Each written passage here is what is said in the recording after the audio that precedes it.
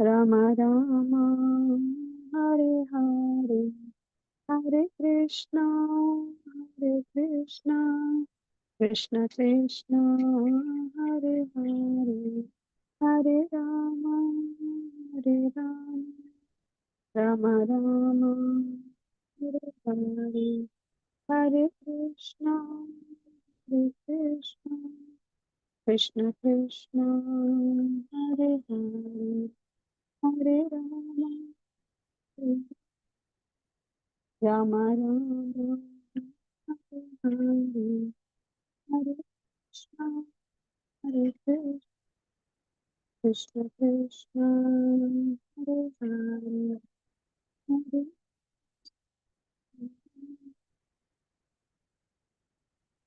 ಹರೇ ಕೃಷ್ಣ. ಮಾತಾಜಿ ಕಾಣಿಸ್ತಾ ಇದೆಯಾ ಸ್ಕ್ರೀನ್?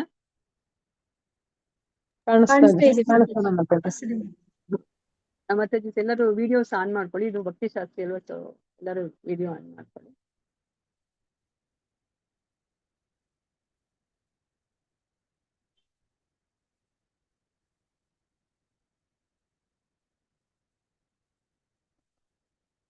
ಹರೇ ಕೃಷ್ಣ. ಹರೇ ಕೃಷ್ಣ. ಆಹ್ಲಾದಿನಿ ಮಾತಾಜಿ. ಹರೇ ಕೃಷ್ಣ.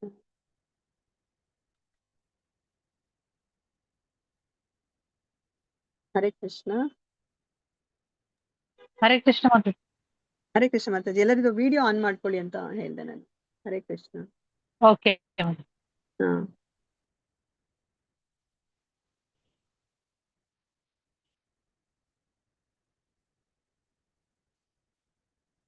ಹರೇ ಕೃಷ್ಣ. ಇದು ಫಸ್ಟ್ ಕ್ಲಾಸ್ ಗೌರಮ್ಮ ಮಾತಾಜಿ ಎಲ್ಲಿ ತನಕ ಮಾಡಿದ್ರು ಮಾತಾಜಿ? ಹರೇ ಕೃಷ್ಣ. ಹರೇ ಕೃಷ್ಣ ಮಾತಾಜಿ. ಅವ್ರು ಪಿಪಿಟಿ ಇಂದಾನೇ ಶುರು ಮಾಡಿದ್ರು ಮಾತಾಜಿ. ಅವರು ಪೀಠಿಕೆ ಮತ್ತೆ ಮುನ್ನುಡಿ ಅವ್ರದ್ದು ಸ್ವಲ್ಪ ಹೇಳ್ಬೇಕಿತ್ತು ಮಾತಾಜಿ. ಅವ್ರು ಪಿಪಿಟಿ ಇಂದಾನೇ ಸ್ಟಾರ್ಟ್ ಮಾಡ್ಬಿಟ್ಟಿದ್ರು ಮಾತಾಜಿ. ಇಂಟ್ರೊಡಕ್ಷನ್ ಮತ್ತೆ ಪ್ರಸ್ತಾವನೆ ಎರಡೂ ಆಯ್ತಾ ಮಾತಾಜಿ? ಇಲ್ಲ ಪೀಠಿಕೆ ಮತ್ತೆ ಪ್ರಸ್ತಾವನೆ ಎರಡೂ ಆಯ್ತಾ? ಇಲ್ಲ, ಪ್ರಸ್ತಾವನೆ ಅಷ್ಟೇ ಆಗಿದೆ ಮಾತಾಜಿ. ಪ್ರಸ್ತಾವನೆ ಮಾತ್ರ ಮಾತಾಜಿ. ಪ್ರಸ್ತಾವನೆ ಮಾತ್ರ ಆಗಿದೆಯಾ? ಪೀಠಿಕೆ ಆಗಿಲ್ವಾ ಮಾತಾಜಿ? ಇಲ್ಲ ಮಾತಾಜಿ. ಇಲ್ಲ ಮಾತಾಜಿ. ಇಲ್ಲ ಮಾತಾಜಿ.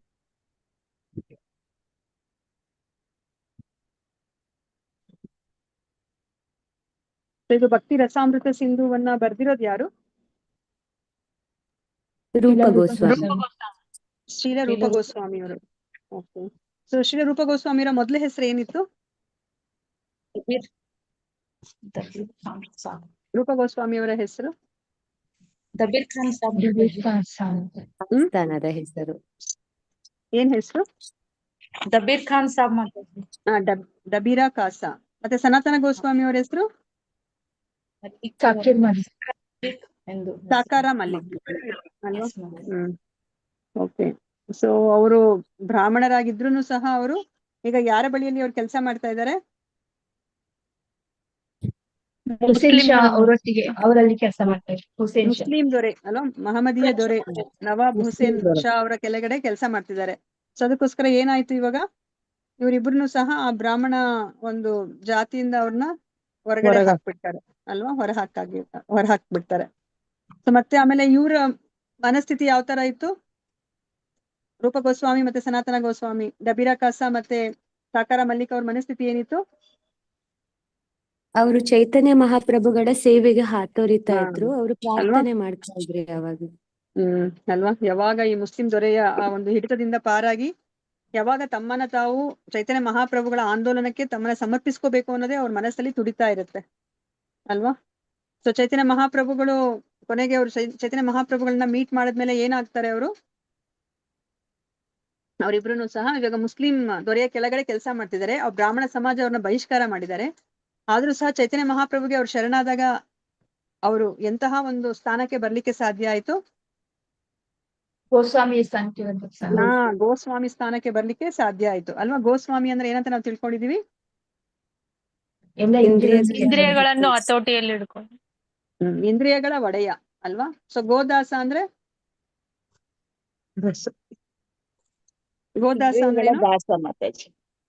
ಇಂದ್ರಿಯಗಳ ಹೇಗೆ ಹೇಳುತ್ತೋ ಹಾಗೆ ಕೇಳಿದ್ರೆ ಅದನ್ನ ಗೋದಾಸ, ಅವ್ರನ್ನ ಗೋದಾಸ ಅಂತ ಕರೀತಾರೆ. ಸೊ ಇಂದ್ರಿಯಗಳನ್ನ ತಮ್ಮ ಹತೋಟಿಯಲ್ಲಿ ಇಟ್ಕೊಂಡಿರೋರ್ನ ಗೋಸ್ವಾಮಿ ಅಂತ ಕರೀತಾರೆ ಅಲ್ವಾ. ಸೊ ಮತ್ತೆ ಇವನ್ ಚೈತನ್ಯ ಮಹಾಪ್ರಭುಗಳು ಹರಿದಾಸ್ ಠಾಕೂರ್ ಅವರನ್ನು ಸಹ ಅವರು ಗೋಸ್ವಾಮಿಯ ಮಟ್ಟಕ್ಕೆ ಅವರು ಏರಿಸ್ತಾರೆ ಅಲ್ವಾ. ಸೊ ಇವಾಗ ತುಂಬಾ ಮುಖ್ಯವಾಗಿರುವಂತಹ ಪ್ರಶ್ನೆ ಏನು ಅಂತಂದ್ರೆ, ಚೈತನ್ಯ ಮಹಾಪ್ರಭು ಅವರ ಆ ತತ್ವ ಏನಿತ್ತು ಅಂತ ಹೇಳ್ಬಿಟ್ಟು. ಸೊ ಅವ್ರ ತತ್ವ ಏನಿತ್ತು ಅಂತ ನೀವು ತಿಳ್ಕೊಂಡ್ರಿ. ಚೈತನ್ಯ ಮಹಾಪ್ರಭುಗಳ ಆ ತತ್ವ ಕೃಷ್ಣ ಪ್ರಜ್ಞೆಯನ್ನು ಹರಡುವುದು ಮಾತಾಜಿ. ಕೃಷ್ಣ ಪ್ರಜ್ಞೆಯನ್ನ ಹರಡೋದು. ಯಾರಿಗೆ ಹರಡೋದು? ಬರೇ ಬ್ರಾಹ್ಮಣರಿಗ? ಎಲ್ಲಾ ಪ್ರತಿಯೊಬ್ಬರಿಗೂ ಮಾತಾಜಿ. ಎಲ್ಲಾ ಜನಸಾಮಾನ್ಯರು. ಎಲ್ಲರಿಗೂ ಮಾತಾಜಿ. ಪ್ರತಿಯೊಬ್ಬರಿಗೂ ಅಲ್ವಾ. ಅದ್ರಲ್ಲಿ ಯಾವುದೇ ಒಂದು ಡಿಫ್ರೆನ್ಸಿಯೇಷನ್ ಇಲ್ಲ ಅಲ್ವಾ. ಸೊ ಪ್ರತಿಯೊಬ್ರು ಸಮಾಜದಲ್ಲಿರುವಂತಹ ಪ್ರತಿಯೊಬ್ಬರಿಗೂ ಸಹ ಬಡವ ಬಲ್ಲಿದ ಜಾತಿ ಮತ ಭೇದ ಅದೇನು ಇಲ್ಲ ಅಲ್ವಾ.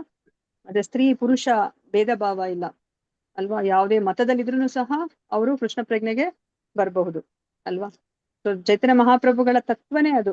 ಪ್ರತಿಯೊಬ್ಬ ವ್ಯಕ್ತಿಗೂ ಸಹ ಈ ಒಂದು ಕೃಷ್ಣ ಪ್ರಜ್ಞೆಯ ಶಿಕ್ಷಣವನ್ನ ನೀಡಿ ಅವ್ರನ್ನ ಗೋಸ್ವಾಮಿಯ ಮಟ್ಟಕ್ಕೆ ಏರ್ಸೋದು. ಗೋಸ್ವಾಮಿಯ ಮಟ್ಟ ಈವನ್ ಬ್ರಾಹ್ಮಣ ಅಂತ ನಾವೇನ್ ಕರಿತೀವೋ ಅದಕ್ಕಿಂತ ಉನ್ನತವಾದಂತಹ ಹಂತ ಅಲ್ವಾ. ಸೊ ಆ ವೈಷ್ಣವರಾಗೋದು ಬ್ರಾಹ್ಮಣರಿಗಿಂತ ಉನ್ನತವಾದಂತಹ ಹಂತವನ್ನ ನಾವು ಆ ವೈಷ್ಣವ ಅಂತ ನಾವು ಕರಿತೀವಿ. ಸೊ ಇಲ್ಲಿ ಚೈತನ್ಯ ಮಹಾಪ್ರಭುಗಳು ಪ್ರತಿಯೊಬ್ಬರನ್ನು ಸಹ ಆ ಒಂದು ಗೋಸ್ವಾಮಿಯ ಮಟ್ಟಕ್ಕೆ ಏರಿಸ್ಲಿಕ್ಕೆ ಅವರು ಈ ಒಂದು ಕೃಷ್ಣ ಪ್ರಜ್ಞೆಯನ್ನ ಅವರು ಎಲ್ಲರಿಗೂ ಪ್ರತಿಯೊಬ್ಬರಿಗೂ ಬೋಧಿಸ್ಬೇಕು ಅಂತ ಹೇಳ್ಬಿಟ್ಟು ಹೇಳ್ತಾರೆ. ಸೊ ಅದೇ ಚೈತನ್ಯ ಮಹಾಪ್ರಭುಗಳು ಏನನ್ನ ಹೇಳಿದ್ದಾರೆ, ಯಾವ ತತ್ವವನ್ನ ಹೇಳಿದ್ರು ಅದನ್ನೇ ಈ ಒಂದು ಭಕ್ತಿ ರಸಾಮೃತ ಸಿಂಧು ಅದು ಬೋಧಿಸುತ್ತೆ ಅಲ್ವಾ. ಸೊ ಡಬೀರಾ ಖಾಸ ಮತ್ತೆ ಸಾಕಾರ ಮಲಿಕ್ ಅವರು ಚೈತನ್ಯ ಮಹಾಪ್ರಭುಗಳನ್ನ ಎಲ್ಲಿ ಅವರು ನೋಡ್ತಾರೆ ಫಸ್ಟ್ ಟೈಮು? ನೋಡೋದೆಲ್ಲಿ? ಯಾವುದು ರಾಮಕೇಲ್ ಪ್ರಯಾಗದಲ್ಲಿ. ಪ್ರಯಾಗದಲ್ಲಿ ಅವರು ಅಂದ್ರೆ ಭೇಟಿ ಆಗ್ತಾರೆ. ಭೇಟಿಯಾಗಿ ಅವರ ಒಂದು ಜೊತೆ ಅವರು ಸಂಪರ್ಕ ಅವರಿಂದ ಬೋಧನೆಯನ್ನು ಸಹ ಪಡ್ಕೋತಾರೆ ಅಲ್ವಾ. ವೆರಿ ಫಸ್ಟ್ ಟೈಮ್ ನೋಡೋದೆಲ್ಲಿ? ಒಂದು ಗ್ರಾಮ, ಒಂದು ಯಾವ್ದು ಯಾವ್ದದು? ರಾಮಕೇಲಿ ಅನ್ನೋದೊಂದು ಗ್ರಾಮ. ರಾಮಕೇಲಿ, ಕರೆಕ್ಟ್ ಮಾತಾಜಿ ಅಲ್ವಾ. ಚೈತನ್ಯ ಮಹಾಪ್ರಭುಗಳು ಮಾಲ್ಡಾ ಜಿಲ್ಲೆಯ ರಾಮಕೇಲಿ ಅಲ್ಲಿಗೆ ಬಂದಾಗ ಇವರ ಕುರಿತಾಗಿ ಅವರಿಬ್ರಿಗೂ ಸಹ ಗೊತ್ತಾಗುತ್ತೆ ಅಲ್ವಾ. ಅವಾಗ ಅವ್ರೇನ್ ಮಾಡ್ತಾರೆ, ಇವರಿಬ್ರು ಹಾಗೆ ನೇರವಾಗಿ ಹೋಗ್ಲಿಕ್ಕೆ ಆಗೋದಿಲ್ಲ. ಯಾಕಂದ್ರೆ ಇವಾಗ ಆ ದೊರೆಗೆ ಮುಸ್ಲಿಮಾನ್ ದೊರೆಗೆ ಗೊತ್ತಾಗ್ಬಿಟ್ರೆ ಸೊ ಅವ್ರನ್ನ ಅವರು ಸುಮ್ಮನೆ ಬಿಡೋದಿಲ್ಲ ಅಲ್ವಾ. ಸೊ ಅದಕ್ಕೋಸ್ಕರ ಅವ್ರೇನ್ ಮಾಡ್ತಾರೆ, ದೂರದಿಂದ ಅವರ ದರ್ಶನವನ್ನ, ಚೈತನ್ಯ ಮಹಾಪ್ರಭುಗಳ ದರ್ಶನವನ್ನ ಅವರು ಪಡ್ಕೋತಾರೆ. ಒಂದ್ಸ ಚೈತನ್ಯ ಮಹಾಪ್ರಭುಗಳನ್ನ ನೋಡಿದ್ಮೇಲೆ ಅವರಿಗೆ ಮತ್ತೆ ಆ ಒಂದು ಹುದ್ದೆಯಲ್ಲಿ ಏನಿರ್ತಾರೆ, ತುಂಬಾ ಅಂದ್ರೆ ಪ್ರಧಾನ ಮಂತ್ರಿ ಆತರ ಘನವಾದ ಹುದ್ದೆಯಲ್ಲಿ ಇರ್ತಾರೆ ಅಲ್ವಾ. ಕೈ ತುಂಬಾ ಸಂಬಳ ಬರುವಂತಹ ಹುದ್ದೆಯಲ್ಲಿ ಇರ್ತಾರೆ. ಅವ್ರಿಗೆ ಆ ಒಂದು ಹುದ್ದೆಯಲ್ಲಿ ಮುಂದುವರಿಲಿಕ್ಕೆ ಅವ್ರಿಗೆ ಇಷ್ಟ ಆಗೋದಿಲ್ಲ ಅಲ್ವಾ. ಸೊ ಅವಾಗ ಅವ್ರು ಏನ್ ಮಾಡ್ತಾರೆ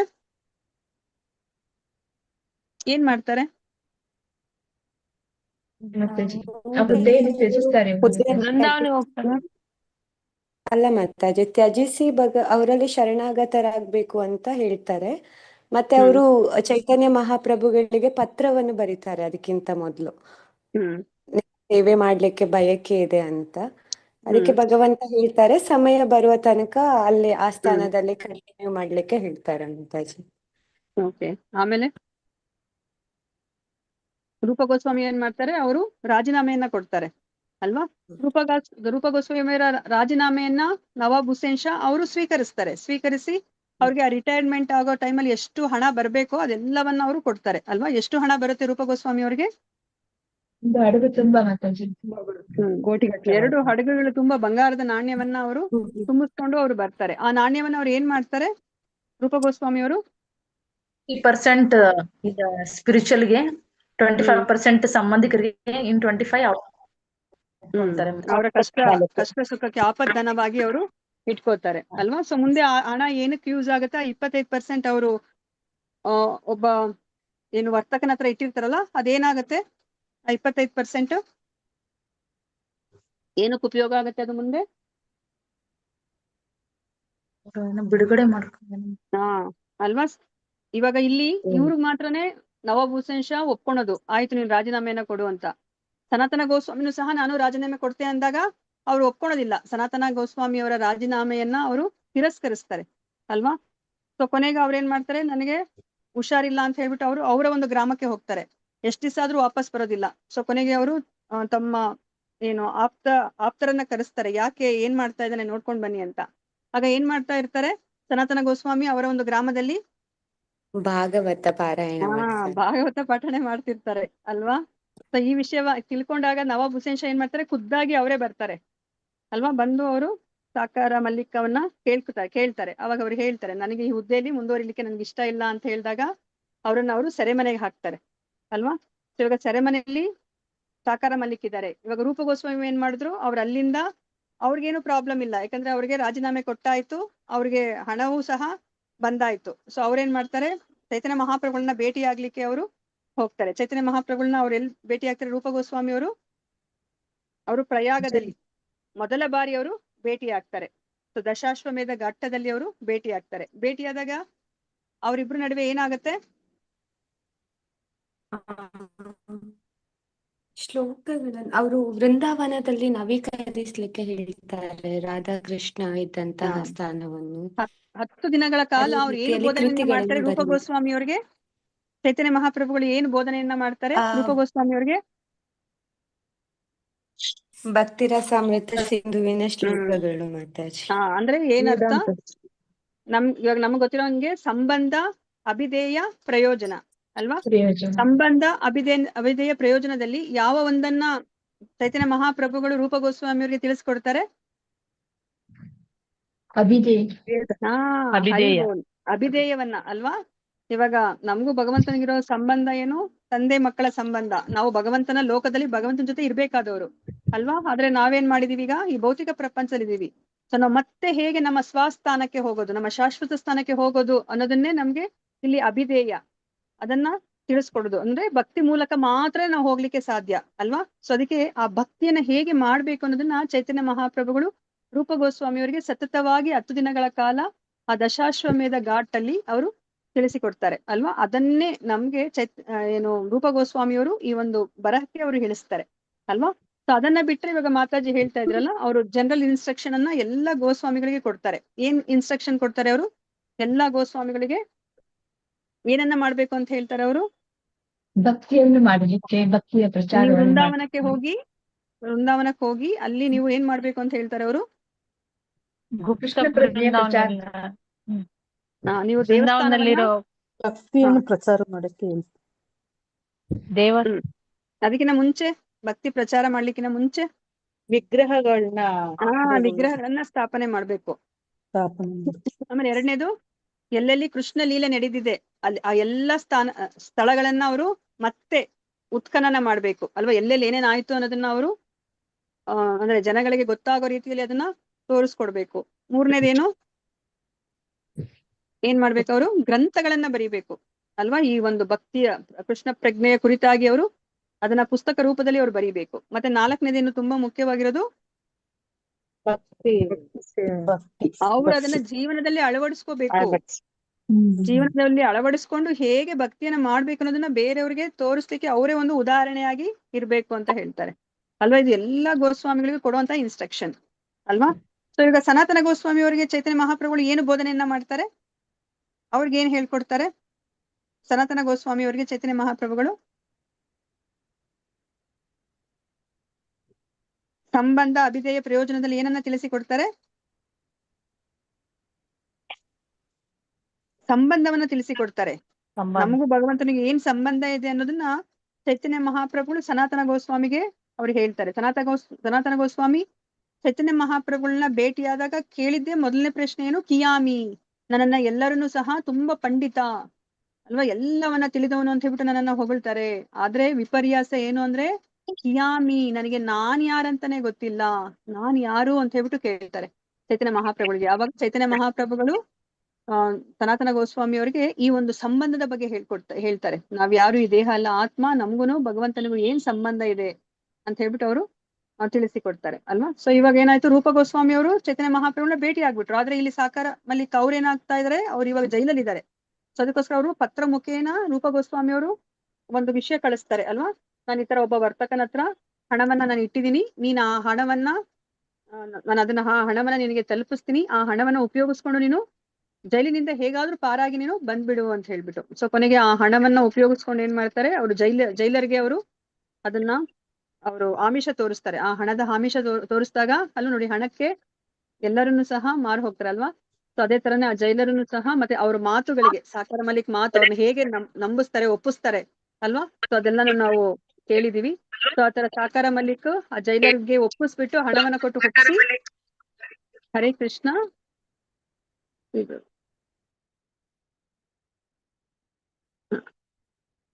ಸೊ ಅವರು ಜೈಲಿನಿಂದ ಅವರು ಪಾರಾಗಿ ಕೊನೆಗೆ ಚೈತನ್ಯ ಮಹಾಪ್ರಭುಗಳನ್ನ ಭೇಟಿ ಆಗ್ತಾರೆ ಅಲ್ವಾ. ಚೈತನ್ಯ ಮಹಾಪ್ರಭುಗಳು ಅವರಿಗೆ ಈ ಸಂಬಂಧ ಜ್ಞಾನವನ್ನ ತಿಳಿಸಿಕೊಡ್ತಾರೆ.